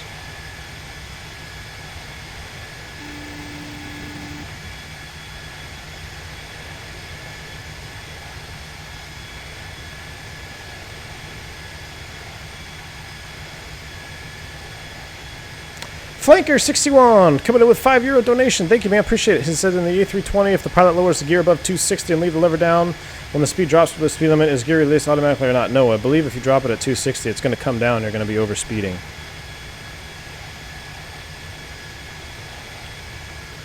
Pilot says, what's my opinion on the Pakistani 8103 crash? I saw something where they were way above glide slope. Yeah, I haven't been following it, man. I'm not going to speculate. We talked a little bit about it on the last stream. Oh, Tesla guy and Carda. Carda came in with E-Jet, and Tesla guy answered Embraer E170. So technically, they're both right because I did fly the E-Jet, but I flew the 190 as well. So I'm going to give Carda a point. I will also give Tesla guy a point. And Wojtek was the only one to actually spell out the E195. Oh, I didn't fly the 195, though, so it was the 190. So JCP with the E190 will get a point as well because he actually spelled out E190. I will accept that answer. So JCP gets a point. Tesla guy gets his second point. Tesla, you automatically advance. Please no longer answer the questions. Thank you. Carda, you also advance. No need to answer any more questions with 2 points. I still have Avio Man sitting at 1 point, Pascal at 1 point, Flying Guitarist with 1 point, and JCP with 1 point. So, very good. Honda. Oh, man. But yeah, no, about the Pakistan crash, man, I'm not going to speculate too much what happened. I talked a little bit about last stream. I mean, you look at the engines on the CFM, the cowlings. Obviously, the plane hit the runway. I don't know why it hit the runway. I don't know what happened. I don't know what was going on up there. But I do know when you strike the motors on the runway and then you go around, you are operating on very limited time. Because a lot, I would say, you could arguably say all of the essential equipment, such as the gearboxes, it's kind of a bad example looking at the GE engines for this discussion, but all of your essential electronics, not electronics, so the accessory gearbox, essentially, right? Everything runs off of a gearbox, the drive system, it's geared down from the engine. It goes from one gear to a smaller gear to a smaller gear, and then it's outputted via vertical shaft that goes up into the pylon. So if you damage your accessory gearboxes, you are going to have significant problems. There's also, oil return lines and exchangers that can be damaged. So if you strike the engines and you go around, it's very likely that you're going to have engine problems. Not to mention, you're going to have electrical problems. And I think you can kind of see that when you look at that picture of that A320 when it took off. You can see the rats deployed. So the rats deployed. Something tells me, unless they dropped it manually, which you can drop the rat manually, so we don't know. Did they deploy the rat manually, or did they lose AC power on both engines and then the rat popped out? We don't know. So I'm not going to speculate to what happened, but I do know when you hit the engines on the ground, you're operating on limited time. So the cockpit voice recorder will tell the full story, I'm pretty sure, on that one. Between the cockpit voice recorder and then the flight data recorder, they can see what buttons were pressed and what wasn't pressed. They will know what happened. So until the report comes out, I'm just not going to speculate, man. It's a tragic incident. Definitely is, especially when you're talking about loss of life like that. So, all right.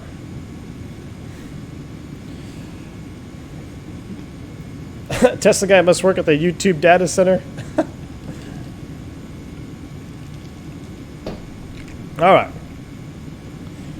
Moving on now. So, this is a non-Airbus question. This is a pure V1 simulation fan question. I'll be surprised if you guys get it. What are my dogs' names? I have 2 beagles. What are their names? This is X-Plane 11, Matt the pilot. This is X-Plane 11.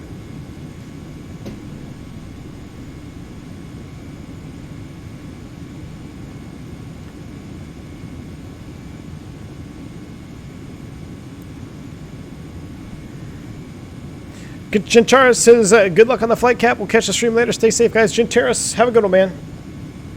Thanks for stopping by, dude.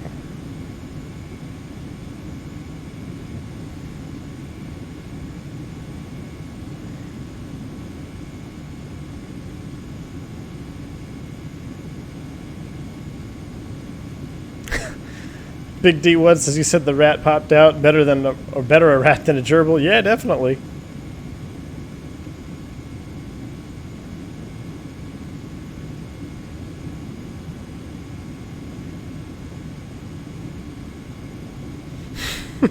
Dog 1, dog 2. Doggo 1, doggo 2. Stanley and dog 2. I'm curious if anyone knows this. A319 and A320.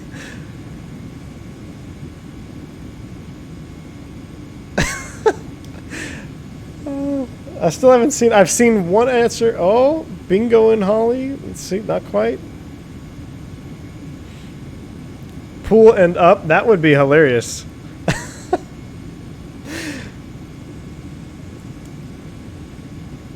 Do I even have dogs? Oh yeah, they're definitely around, man.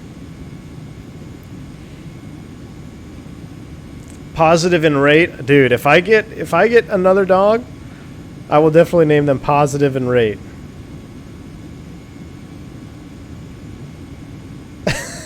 I'm getting a lot of good dog names. Gear and Flaps, Daisy and Stanley. Wow, nobody's gonna get it, huh? All right. Oh, Chris. No, not quite. Oh, Chris, you're so close, man. All right, I'm waiting for the rest of the answers to filter in. There it goes. Oh, almost simultaneously, Chris and Mrs. Jungles. Stanley and Holly. That is correct. Chris, you get a point. And Mrs. Jungles, of course, you get a point. Pratt and Whitney. Wow. Okay, Pratt and Whitney is definitely going to be a dog name when I get more dogs. Okay, I just had to throw that one out there. See who's been paying attention. I'm pretty sure I've said it on stream maybe once or twice. That was pretty funny, though. I had a lot of good dog names. Yoga and Toga. Oh, man. Check and ride, says Avio, man. Oh, dude, that's funny. All right, so Miss Jungles and Chris, you're on the board. Man and Flex. Yeah, it is Stanley and Holly. Stanley and Holly. Holly is the one that always stays under the couch behind me, and then as soon as I start a stream, she goes to the door and I have to let her out. And then Stanley is the one you hear in the background most of the time. All right. Moving on now, a little bit more back to aviation related. What is my favorite civilian aircraft? My favorite civilian aircraft. And we just have a few more questions that we're going to get out of here. Get ready for the prep and descent phase of these engines here. Looking for my favorite. There we go. 250 miles. We're looking good. We're right on time. Fuel is looking good. Systems are looking good. Localizer and Vortac. You guys came up with some great names. Definitely came up with some fantastic names.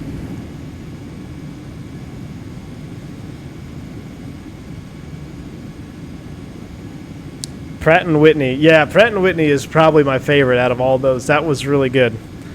Pratt and Whitney.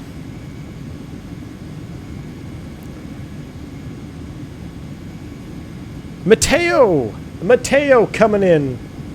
Oh, and oof. All right, Mateo, you got it, man. Mateo's coming in with 1 point, and right behind him was the 727 from Flying Guitarist.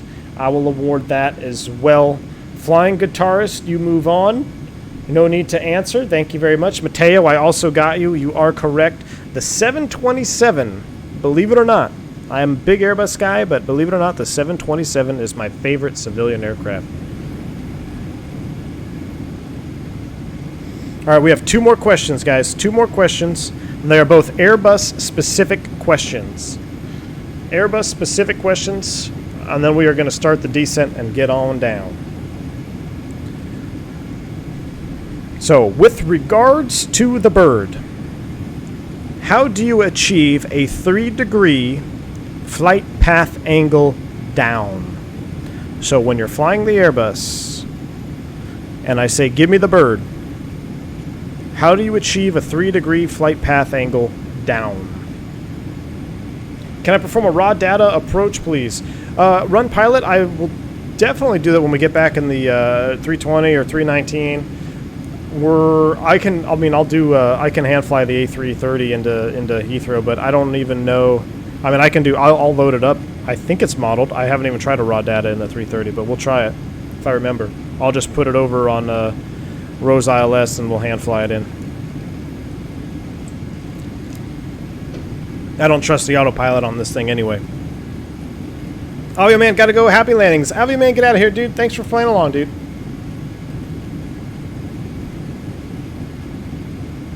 Speedbird says, I heard the JAR crashes after 300 miles. I sure hope not. Flying to fish. Flying to fish. Tail on the horizon. And let's see. Open descent. Yes, so to get... I gotta scroll up here, make sure I have flying to fish. Yep.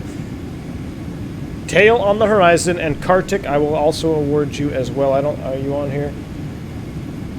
I will award to help, since we have one more question left, I will accept the first and second people to get it right. So, Kartik, you got a point, and flying to fish, you also have a point now.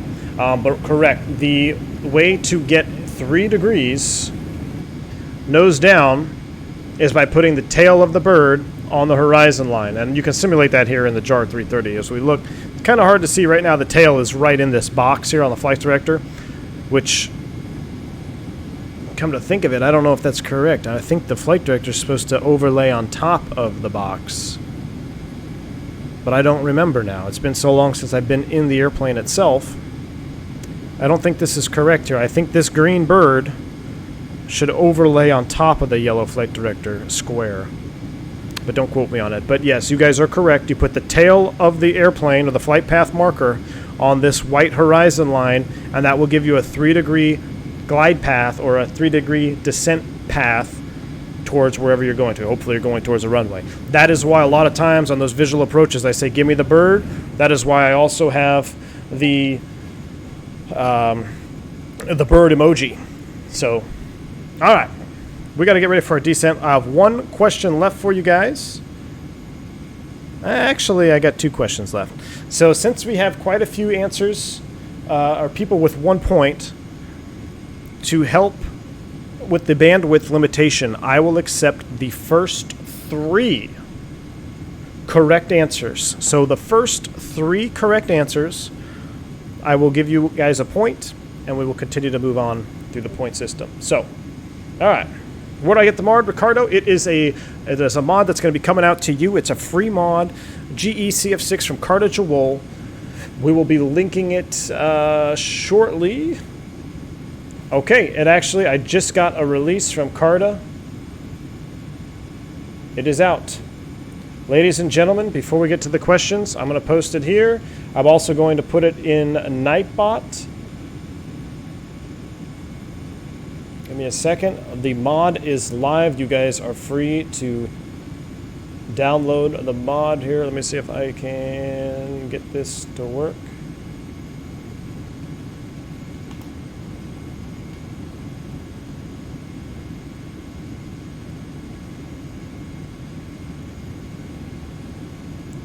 All right, add a command.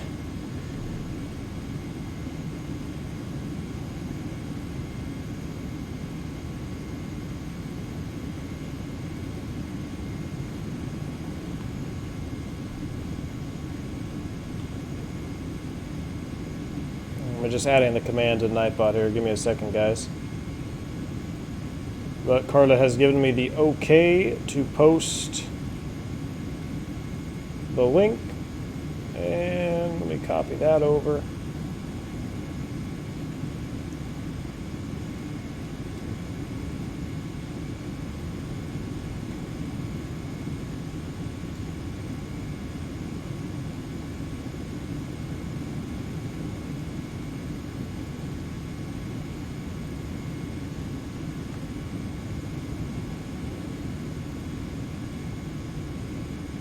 All right, guys. So if you do exclamation point mod GE,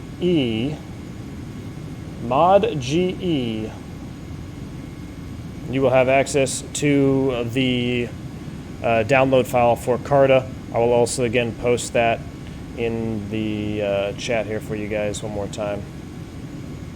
But the mod is live. You guys are free to download it.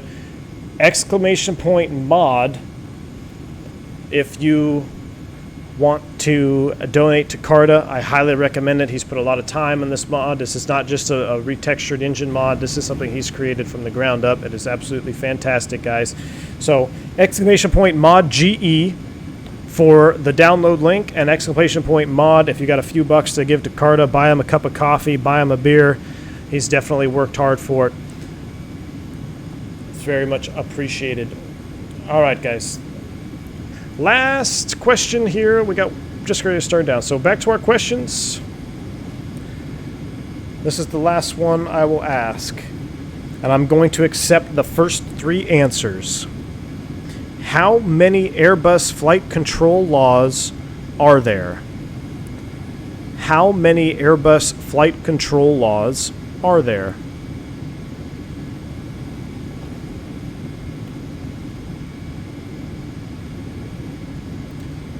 Could you theoretically strip this thing to the Flight Factor 7.6? It's not quite the same engine. It's, the 7.6 has a slightly different burner can section, I believe, which could be a possible update for Carda in the future. Who knows?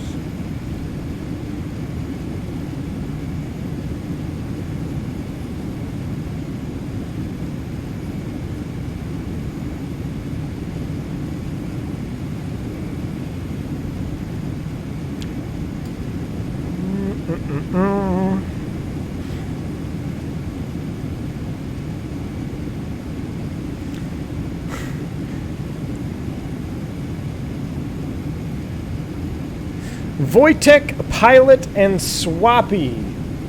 You are correct. It is 4.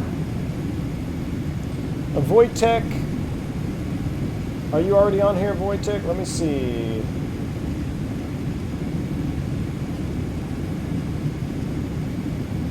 Wojtek is, that's right. So Wojtek, you go ahead and continue on now. Wojtek, you've got 2 points. Thank you for answering your participation. You are moving on. Swappy and Pilot, you also get a point. You were correct. There are 4 flight control laws. A lot of you guys said 3. There is actually 4. One we don't talk about much, which is abnormal attitude law. So we have normal law, alternate law, direct law, and then there is an abnormal attitude or abnormal recovery, upset recovery law. I believe by the book it's actually called abnormal attitude law. This is X-Plane 11, Ethan Davis. So, Wojtek, congrats, you move on. So I got Wojtek, Flying Guitarist, Tesla Guy, and Carda are in the pot. Swappy, Pilot, you each get a point. I'm going to keep this tally running. So I think we're good. Let's go ahead and catch up with our airplane now. Let's see what we got going on here. Let's make sure we are ready to go. Let's pull out some charts. Let's get this airplane on the ground. I want to see these GEs go full reverse mode here. EGLL, log it in. What do we got down there? We're going to do the ILS. What was the weather? What was the winds? 280 at 6, so we're going to be landing 27 right.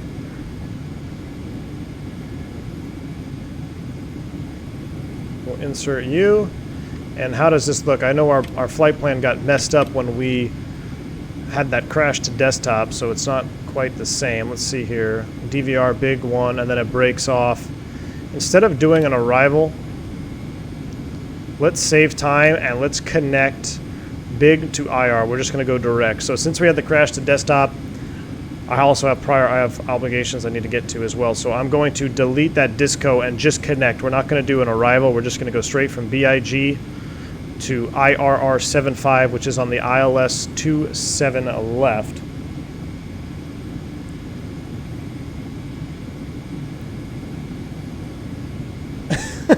Kartik says alternate law is further subdivided into alternate law 1 and alternate law 2, so technically it's 3 laws. Well, that would technically be 5. Oh, man.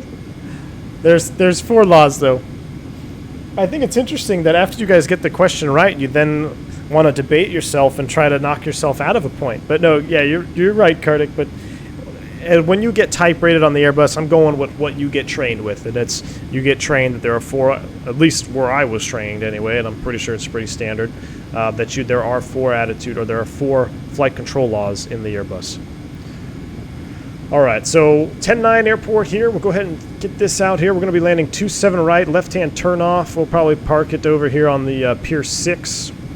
I'm sorry, Pier 5. Hopefully we can make that high-speed Alpha 10 Echo. Let's look at the approach plate here. We don't want to get jarred coming in here. It is never a dull moment flying the JAR on approach. So ILS or DME low 27 right. We don't need to do a Cat 3 or anything like that. So let's go in here. RadNav, nothing to hard tune. What do we got? IAA 110.3. So it should be IRR, but we'll rock it for now. Progress page, I'm going to put EGLL in the box. And I'm going to put 27 right there as well. Point not in plan. So it has to be in the plan, huh? Okay, well that's not how it works on the real airplane, but we'll put EGLL. Really? You will not let me put the run or the airport in that box. Wow. But it is in there. It is EGLL 27 right. I can see it right there. Let's try this. EGLL 27 right. Okay, I guess we're not going to put that in there. That's a JAR thing. Moving on. Per phase, descent mode, 285. We can pick that up a little bit. Let's go ahead and do 300, 80. Oh, I just clicked some buttons. I don't want to be doing that. I guess I don't need track FPA mode on anymore. We'll get rid of that. So 380 Mach. Wow, you want me to put in 80 as well? I can't change the managed descent speed either. Only speed entry allowed. We are close to top of descent, sir. Okay, well, we won't put that in the perf box. That's a JAR thing. Fuel, 30 minutes extra gas. Obviously, there's no secondary. I don't even need to click on that. I know that. We're coming down here. We'll get our LS push buttons on. We're going to descend to 10,000 feet initially. I'm going to put 10,000 right there. JAR doesn't have fixed info page. I can almost guarantee it. Nope, it does not. So, alrighty then. We will look to cross. Can I make a altitude restriction then? On how far is it from big? We'll make big be. We'll put an altitude restriction there. We'll put an altitude restriction of 4,000 on big, just so we know we're not going to be off profile. 4,000 feet on big. That looks good. Back to arc mode. There's 5 miles prior.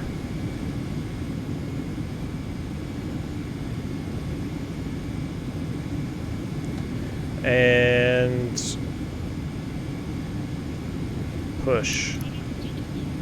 Thrust idle, descent, down we go. Think the most important law is survival? Yep.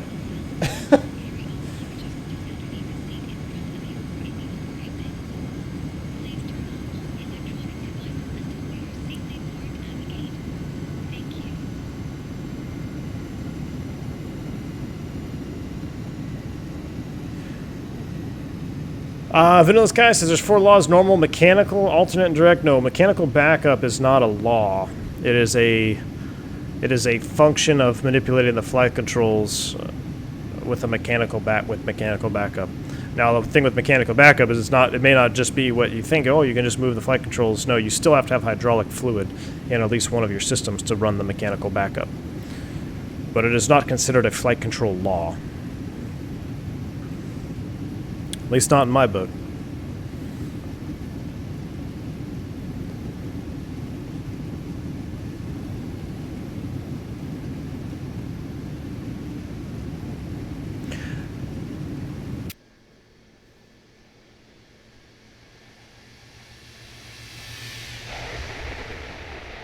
Nice little crab angle there, not too shabby.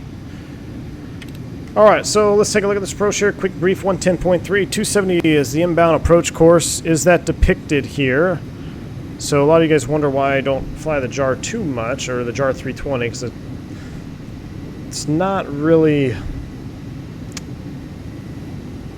simulated properly here. So we should have a final approach course that's not depicted there at 270. But our DA, let's go ahead and put it on environmentals. That's what we forgot to do. Approach phase. What were the environmentals down there? 1034 on the QNH.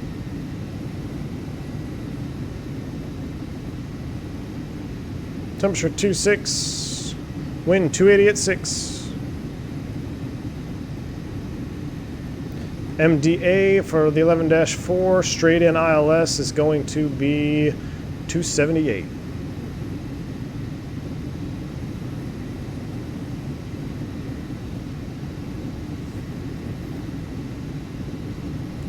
What's the difference between open descent and descent V1? So open descent versus a managed descent mode. Think of descent mode as your VNAV descent. So in descent, you're going to be descending. Now it says DES here, and you're also going to have a dot over here. Yeah, let's make sure the JAR had it right. And you're going to be descending on a profile as depicted in your MCDU here. So you can see this vertical deviation donut here, this little magenta circle. It's descending to meet my altitude constraint at 4,000 feet that I put in at big right now, because that was the first one that I put out there.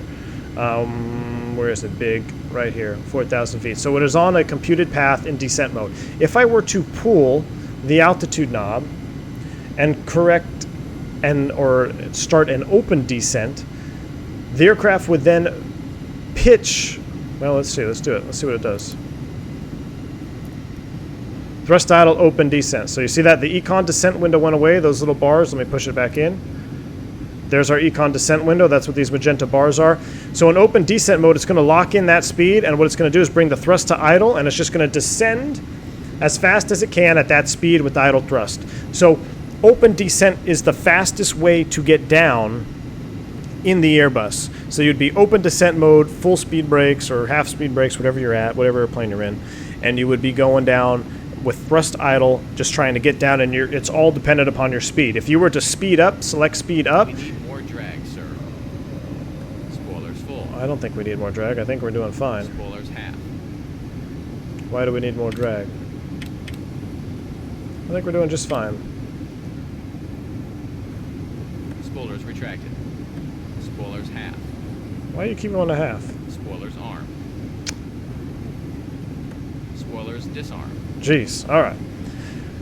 So yeah, if you were to select speed faster, like let's say I started my open descent at 280 knots and then I scrolled the speed up to 320, what would happen is the airplane would then pitch for 320, which would increase my rate of descent. So in an emergency descent situation, that's exactly what you do. You select speed 250 or whatever your procedures are, and you throw the gear out, you throw your spoilers out, and you start going down in open descent mode. Now you can cheat a little bit. Sometimes you cheat. Let's say you're getting high on profile and you're at 10,000 feet and you don't want to go above 250 knots. What some guys do, not strictly, I'm not telling you to do this, but some guys let's bump it up to 255 or 260, and that increase in 5 knots or 10 knots will really pick up that descent rate momentarily to kind of fix a small altitude air. Let's say you're at a couple hundred feet high on profile and you want to get down so you can slow down. That's when you would go ahead and use that method of manipulating the speed knob a little bit. How much longer, S more? Not long at all, dude. We are 100 miles out. 0632 is the touchdown time. So 20 minutes until touchdown for us right now. We'll go ahead and turn that seatbelt sign back on. I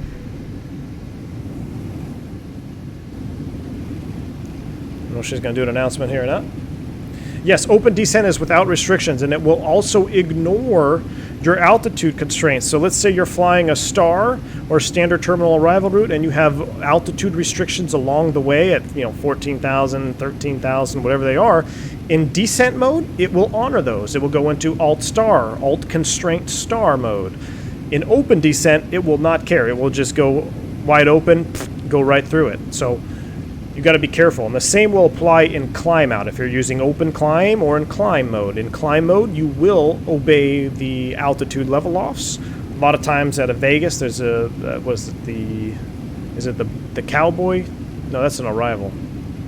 The Boach departure out of Vegas. There's one out of there that's really common. It has altitude restrictions all the way out. And if you want to make sure that you're in climb mode, because if you're in open climb, you're going to climb through those restrictions and not level off. JCP, do I still fly GA once in a while or stick with the big ones? I haven't flown GA in a very long time, man. I would love to. I've been seeing, not being able to fly here since March.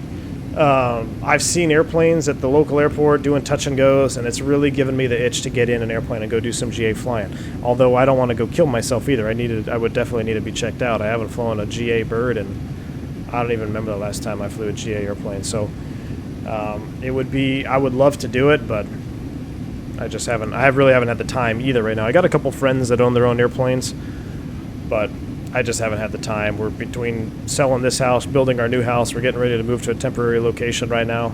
So time is hard to come by right now. Cross bunts at 8,000. Scott, where are we going, to Philly? Cross bunts at 8,000. Yep, you got it, man.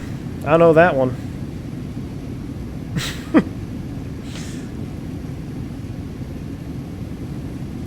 Can I get direct Jalto, Scott? I'd like to go direct Jalto. Speed my discretion. Philly says, I understand. Thank you. Appreciate it. Not a problem, man. Glad I could clear it up for you, dude. There is a lot. That is one of the high points in training is you want to make sure you understand climb versus open climb and descent versus open descent, because the whole restriction thing plays a big part in that.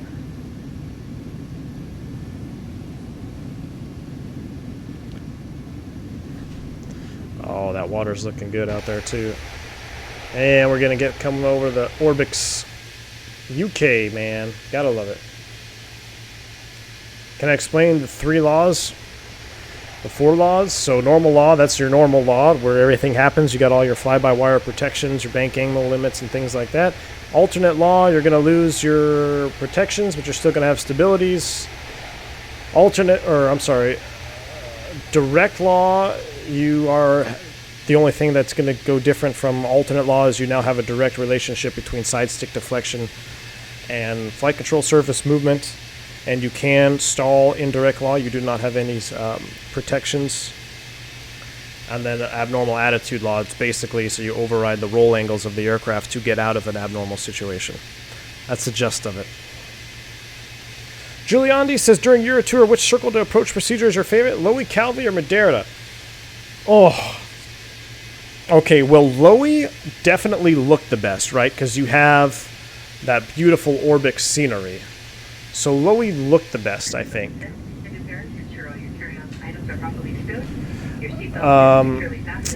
Man. Calvi and Madeira are very close in their challenging abilities. The thing with Calvi is it's very, very deceiving to be descending over the terrain that is descending away from you, if that makes sense. So you have that really hard tendency to get high. Oh man, look at that shot as we come in over the coast of England there. Madeira, that was the island. That one was tough too. But I think I will say Calvi is a little bit more challenging than Madeira, because Madeira, you're just looking at you got the mountain that you're turning into, which is scary. By all means, it's scary, but you're descending over water and you're configured while you turn. That Calvi approach, that thing is hairy, man. You're descending over terrain that's right below you, and you're doing that hard turn.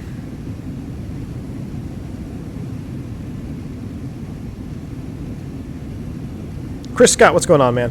Lugano, Wojtek, yes, Lugano was one of my favorites. That short runway coming in there. Have I ever flown to Omaha? Oh, hell yeah, dude. I haven't in a long time. I used to fly there when I was working at the regionals into Omaha. We used to stay downtown. That was one of my favorite overnights, man. stayed at the DoubleTree downtown. Get the cookie, go out, party.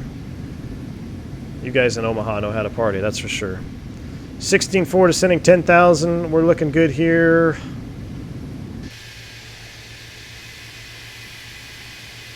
Oh yeah.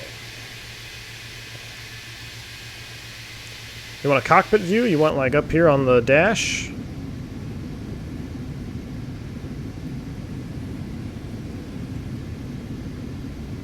What about Samos? Oh man, Dimitri, you're right. The Samos circle, how could I forget?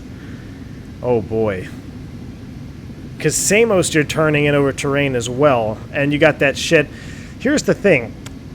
I might say Calvi just over Samos as far as challenge goes, because Samos you have a visual reference of the white shed at 400 feet, right? So as you're rolling out, you know you've got a hard reference in the ground, a shed that you can see a mile off, and you got to cross it at 400. Whereas Calvi, you really lack that I guess that figure. You don't have anything that you're aiming for when you roll out of that turn. You're just rolling out hoping that you're on altitude and on center line. But they were all very challenging. That's how can I forget Samos? And the Samos with the arc was a lot of fun too. Gotta love the warm DoubleTree cookies, Phantom. Yes, sir. Can you explain how to look at when terrain on ND is selected, how to identify terrain based on display? Swappy, yeah, so I don't know if we're going to have much terrain out here. But in terrain mode, you're going to have, this is what's called peaks mode. So you have the highest terrain depicted and then the lowest terrain depicted on the ND. So I would take everything that you're seeing here with a grain of salt because it is the JAR, and we're also flying over a pretty much flat area. But what you're concerned with is this top number here. This is going to be the highest terrain elevation depicted on your ND. So that's what you want to look out for. This number here is going to be the lowest terrain depicted on your ND. And in the real airplane, that will change. It looks like it's trying to change here. It will change with the range. So if I scroll my range all the way down, I'm going to have a different number here than I would if I go out to, say, 80 miles, if there is a higher terrain elevation at 80 miles instead of 40 or 20, whatever it is. So whatever your range is selected at and whatever your ND is displaying, this is the highest terrain and this is the lowest terrain depicted. So 0 depicted for the sea level, and it looks like, I don't know what it's flickering at, 13.7, 13.8. I would take this with a grain of salt just because we are in the JAR. But I know the TOLUS has it modeled pretty well, and so does the flight factor. Alright, so I'm going to go ahead and select speed, scroll it back to 250 knots. As we get ready to go through 11,000 feet here. What's our outside air temperature? -6. We're going in and out of the clouds. We'll turn on the ice here just for a minute. In real life, how often does the McDo get updated? Well, NavData will get updated every 28 days. Every month. Dimitri says, the sim doesn't do Samos justice. 99% of the time, the wind at 28 knots make it very hairy. Dimitri, so that would be the other thing, is now we talk about weather. So if you incorporate weather and having those gusty wind conditions, Samos may take the cake, because I can see with those huge contours there, that terrain where you'd get a lot of disturbed air, and it would make it very challenging to continue to fly that approach in really gusty conditions. So you've got that. I would say with severe wind conditions, Samos would probably be more challenging, and then with the neutral weather, neutral wind conditions, probably Calvi, just because you don't have that reference marker. But I would love to fly any of those approaches in real life. I think it would be awesome. All right, we'll go ahead and set 4,000 and push it in. We'll continue our managed descent here as we get ready to go through 10.3. Landing lights can come on. We're going to turn our lights on. We're not with ATC today.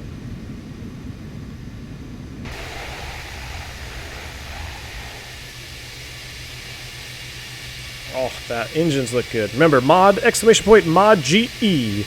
If you would like to download this mod, it is free.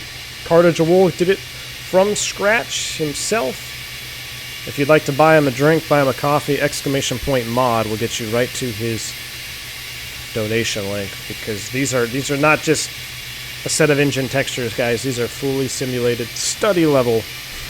I would call them. I would call these engines study level engines. Absolutely. I love coming in over this Orbix Great Britain South too. It looks so good.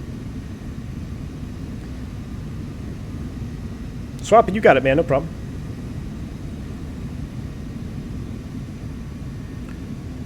What is engine in ND mode select? Engine in ND mode select. What are you looking at here? We got terrain on ND mode. Engine ND mode. And sorry, man, I don't know what you're referencing there. We got terrain on ND. That's what that references there. Make sure you have terrain displayed on your nav display unit. Do you prefer Tolis or the Flight Factor 320? Man, it's a toss-up, dude. It's a toss-up. I like the fact that the Tolis has multiple, you can adjust winglets, sharklets, different engine variants, and their 321 will be coming out with a Neo, so they've got that going for them. But if you got the rig to run the Flight Factor 320, you're not going to be disappointed. It's just up to personal preference, I think, at this point. They're all very well done. Tolis definitely has a better support system. Tolis definitely, I can tell you guys with 100% confidence that they listen to their subject matter experts. They know, they're aware of bugs, and they try to fix bugs and make it as enjoyable for the customer as they can. I know that for a fact. Whereas Flight Factor, you kind of say, meh, I don't even know where they're at.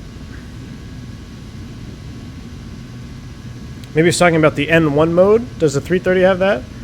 Oh, N1 mode? Oh, gosh. I don't know. Yeah, it does. Look at that. N1 mode. You can revert to N1 mode. That's pretty cool.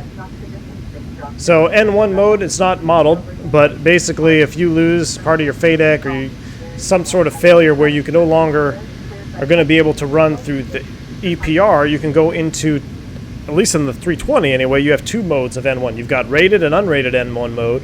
Rated N1 mode basically means you're still protected. Unrated N1 mode means you can overspool, overboost the engines. Now, you can manually revert to N1 mode here. I've had to do it one time in real life. I did have a FADEC 2 fail coming out of San Diego, and we had to go back to N1 mode. So it was, you got N1 on one side and EPR on the other, but it's not a big deal. But yeah, that's cool. It is up there. Very similar. Thank you for the subscribe, man. Appreciate it. Captain Tom, what's going on, dude? Welcome to the stream, man. Just in time. We're getting ready to put her down. What happened to the overlay? Atlanta 75 flyer, we had a crash on the very first attempted takeoff. Crashed the desktop. Excuse me. So I just did a hot start, got it back up. I didn't run the overlay for the for this one, just so I can get us airborne, because it was stuck in a weird phase. And oh man, look at that.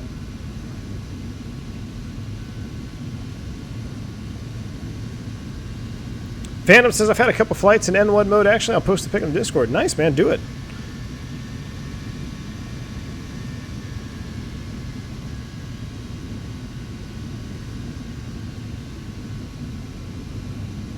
Anderson says, is there or is it common to do a continuous climb on the altitude restricted SIDS, or you just level off?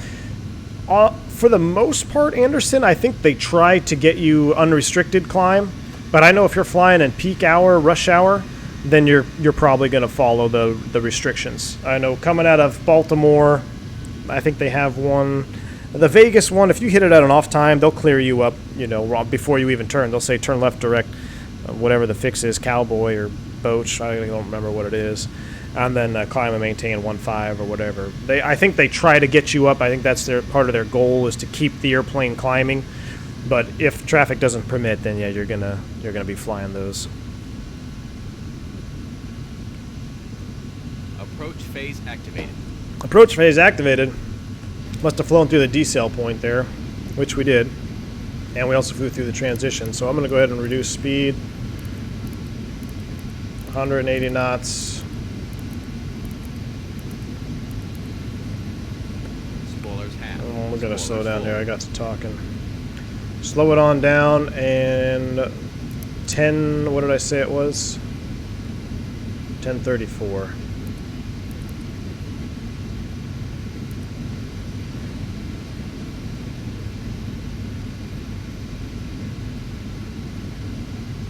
Slow it on down. I have a hard time slowing this bird down.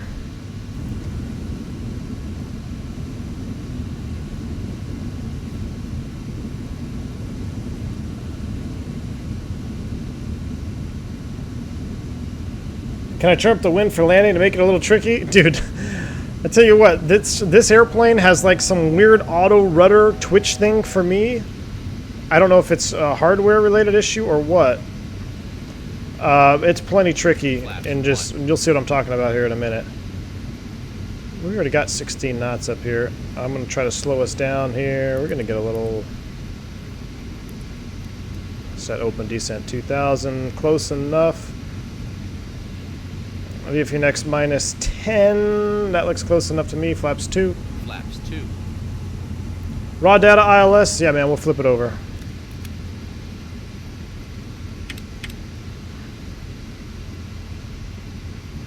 Here comes our ILS course needle coming in. We do need to get down. We are a little bit high. We're still at 9 miles out. May have to swing the gear. We'll see if we can get her down. Still got the speed brakes out. There's radical pitch changes here when you scroll the speed back. Flaps 3. Flaps 3. All right, let's go. Let's go. Get down, son. And I hate the center view here. We should be sitting here.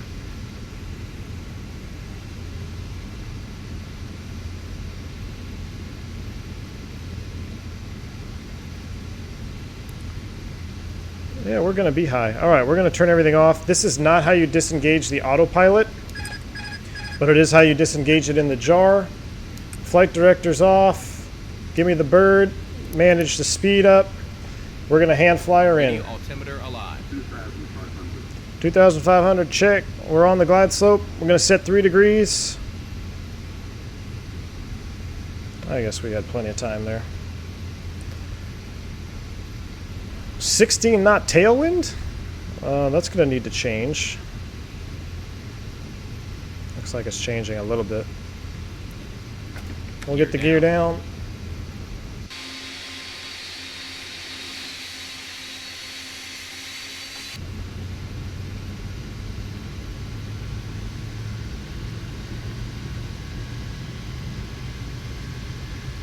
If next, flaps full, arm the speed brakes. Flaps full. Spoilers retracted. Spoilers armed.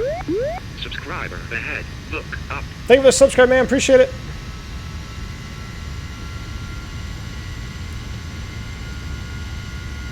We have a 16 knot tailwind.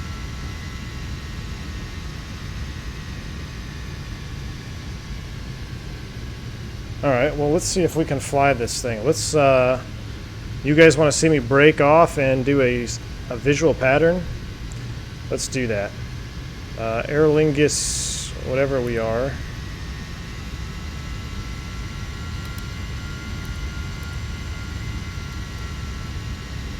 Probably maintain 1,800. You're cleared to circle for, what would that be? 8 left. So I'm going to go ahead and select speed. I don't know how you do a soft go around an A300, but I'm going to go ahead and go 160 on the speed. Climb back up to 1,800 feet. I don't want to put her down with a 16 knot tailwind. Positive rate. Gear up. Flaps 3. Flaps 3.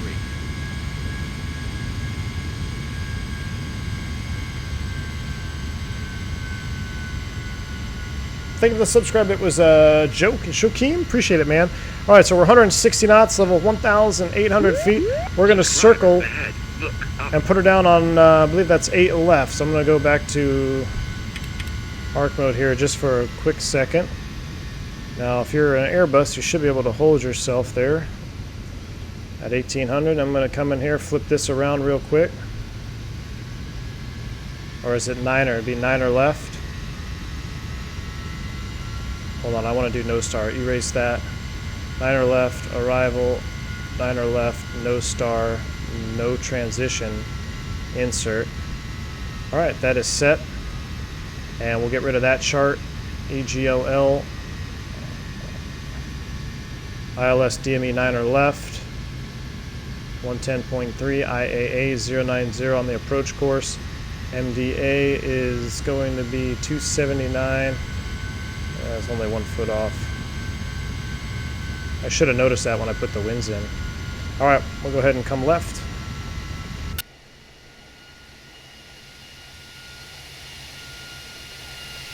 A little bit of a stutter there, loading up the ORBX.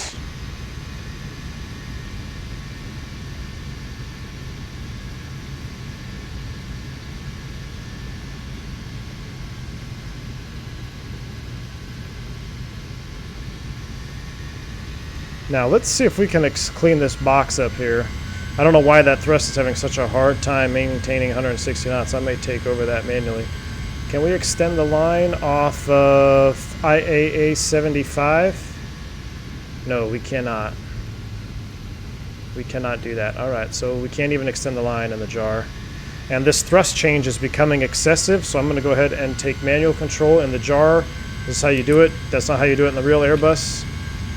Don't do that, because I feel I can control the airplane better manually here instead of the thrust surging. So I've got manual thrust, get her back down to 1800.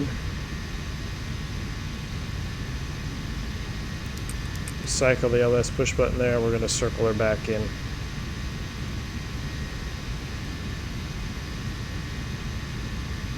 Niner left, we got it.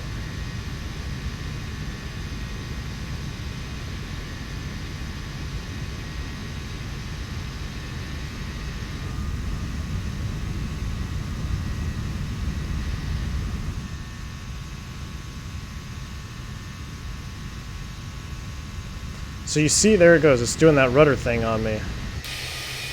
Let's look. I don't know. Sometimes I swear this plane gets into a weird Dutch roll.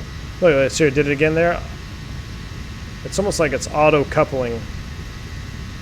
I don't know if that's an A330 thing or a JAR thing. We are getting jarred.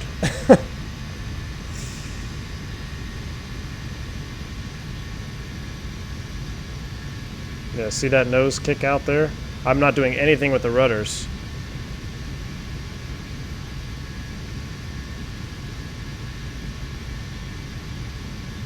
Let me see the flight control page.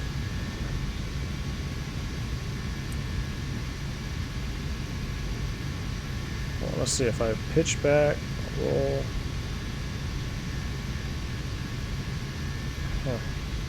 I'm going to leave that flight control page up. Maybe it'll be there in replay. Oh, watch that power. All right, here we go. Let's turn it back around.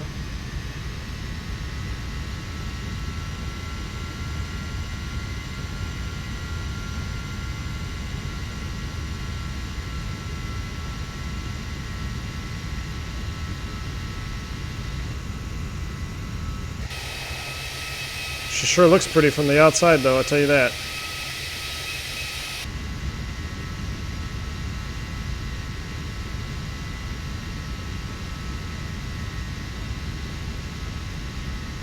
And I believe my frames are tanking there, 1,400 feet there. We'll go ahead and manage up the speed. We'll continue on our descent. If we got to go mist, we'll set 3,000. On a base leg here, down we go. Beautiful morning. Actually, we can sync it up now. This really is not doing anything since I'm hand flying it, but we'll go direct IAA. Oh, it's not even on there, is it? There it is, IAA4, insert that. And just clean it up a little bit. That's not supposed to look like that either, but don't need the terrain on ND either here since it's all flat. Go gear down. We'll level here at 1,500 feet.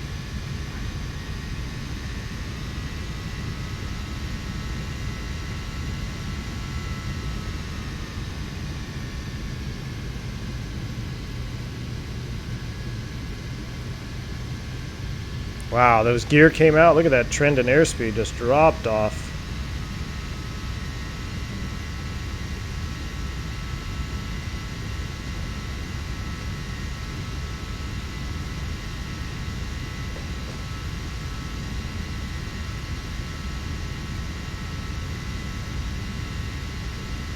I'm standing by on flaps full.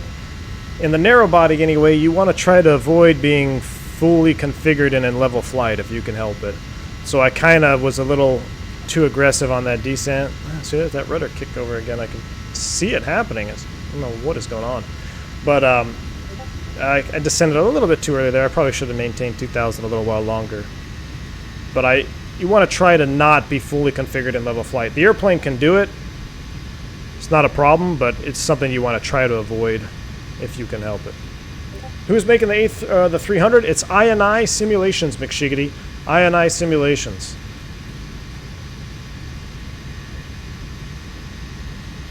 Max Rank says your home airport, Heathrow? All right, man. Should we go for butter on this one? Since we're flying the JAR, we're not really going for realism. Should try to go for butter. All right, here comes the slope. Flaps full. Reduce that power. Get on speed. 2 whites, 2 reds. Looking good.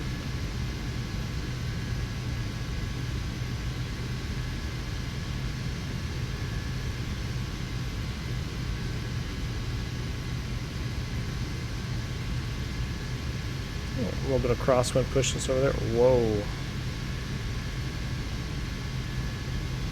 I feel like the bank angle, so like I'm neutral stick.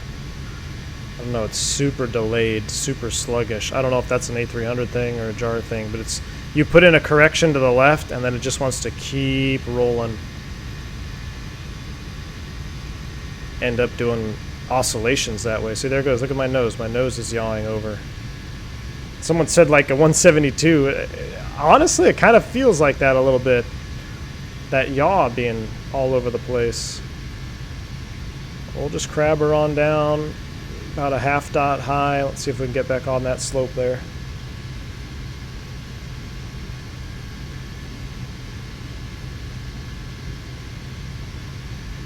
Definitely go for the butter. Well, we got a long runway here, right? It's Heathrow. I imagine it's pretty long. Flying the JAR, be grateful the wheels stay on.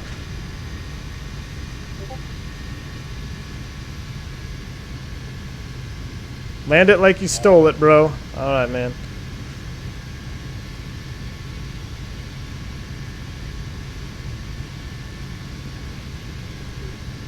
Yeah, that's so weird, that yaw.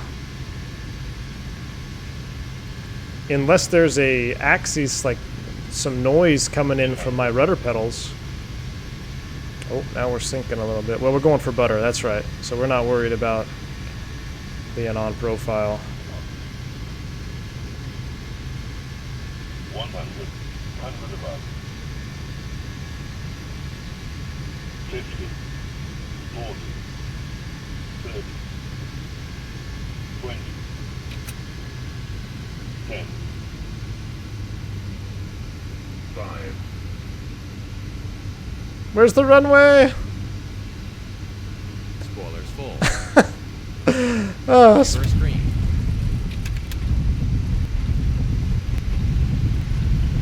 decelling. Oh yeah. Got those engines on the reverse animation. Oh boy, stay on the center line. Stay on the center line. That's why you don't go to engine view when you're rolling out. 70 knots. 70 knots. Stow them. Ladies and gentlemen, welcome to Heathrow. Oh, we have clapping. Must be the first flight after the Corona crisis. Spoilers arm. All right, we'll take the next right here. Disarm.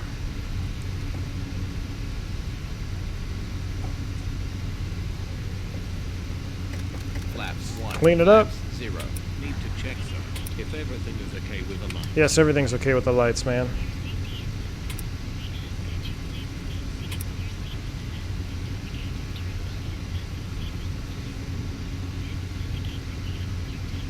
And this view, like this default view, I feel like I'm sitting in the jump seat.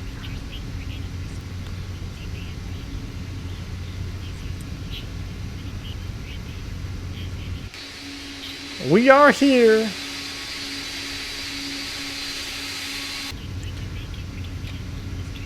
Let's just go straight in right over here.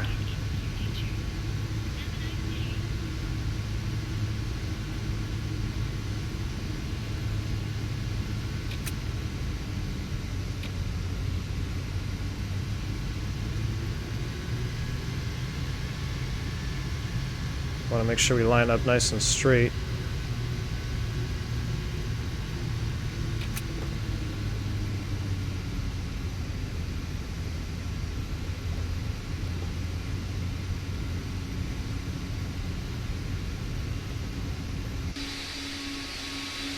Is there an A330 mark down there?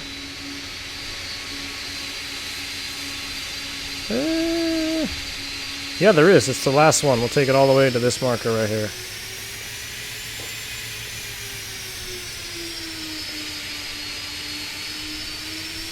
Look at those engines. I feel like I'm going to be in the terminal. I guess not. Perfect parking job. Particle effects looking good. Park brake on. I never did start the APU. Rip. Let's see if we can confuse it. Engine 2. APU is available all of a sudden? Okay. Shut them both down. Spooling down. Look at those spool down effects. Man, you would think we're flying a real airplane when I'm sitting in this view right here. 113 feet per minute. I'll take it. Your APU is not starting. It started up automatically at the gate. I know. I don't think I hit the start button. Oh my gosh, those spool down animations though. Look at that. Exclamation point mod GE. If you want to pick up this engine mod, it is free. Carda Jowol created it. If you want to buy him a coffee, I highly suggest you do exclamation point mod for his PayPal link. But look at that fan blade. Look, you can even see the compressor section still spinning in the background because it's at a much higher speed. So the N2, N3 fans going back there. I think it's N3 on the 330, right? So you can see them spinning. Look at that. Look at the detail. This is... Whoever said that initially at the beginning of the stream saying this is a study level engine, honestly, it is. It is. Try toggling the gear and notice what the co-pilot says. Oh man, what does he say? Alright, we look good there. Let's go into replay mode. I want to see that touchdown. Let's make sure real view is disabled.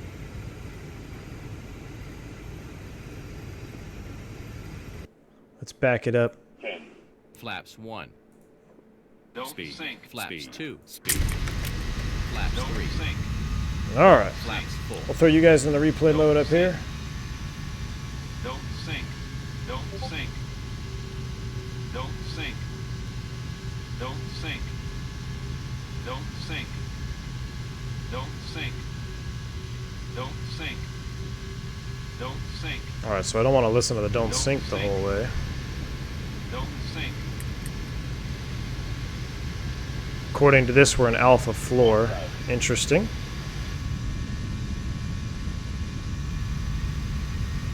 Oh, I don't know which engine view to sit on. Maybe this one right here?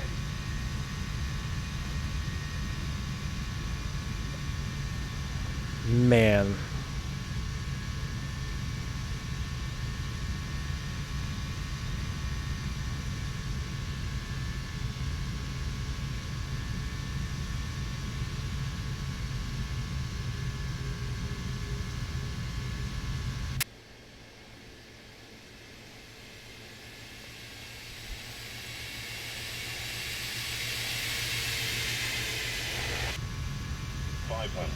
My FO was talking a lot? Yeah, he's talking way too much for my liking.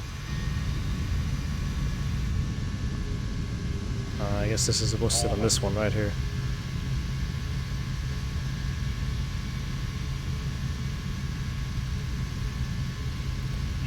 Dimitri, got a split. Have a good one, man. Take care. Thanks for stopping by, dude. Catch you on the next one. Thank you, Dimitri.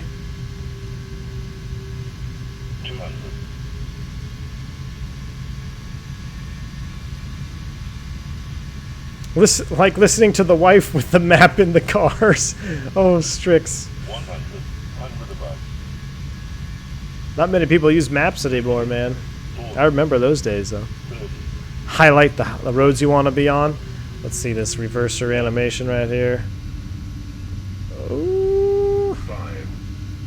Float it out. Oh. All right, I want to show you guys something here. So, talk about the detail in this in the modeling here. We're going to come back behind the engine. I want to show you the thrust attenuation doors that will assist. Well, that's the reason that you get reverse thrust from the bypass air. So, we sit behind the engine. I can see through the engine, right? So I've got all this bypass air coming through the engine. Watch what happens when reverse thrust is selected. Look at that. Look at that. As the door slides back, you can see the thrust attenuators just come in there and deflect the thrust forward. That is too cool. Look at that.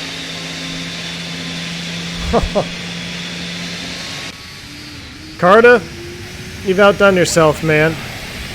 You have outdone yourself, dude.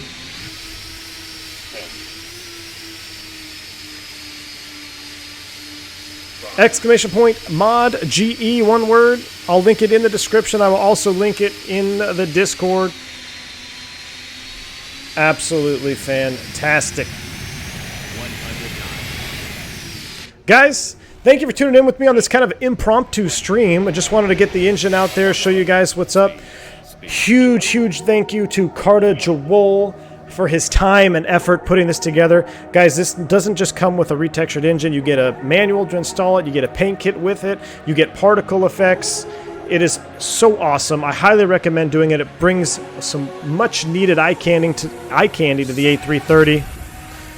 If you're in a position to give Carda a few bucks, man, I highly recommend it. He deserves it. Exclamation point mod for his donation link, and mod GE for the download. Guys, thank you again for tuning in with me. Hope you have a good rest of your week. Stay healthy, stay happy, stay safe. Until the next time, guys, I am V1. See ya!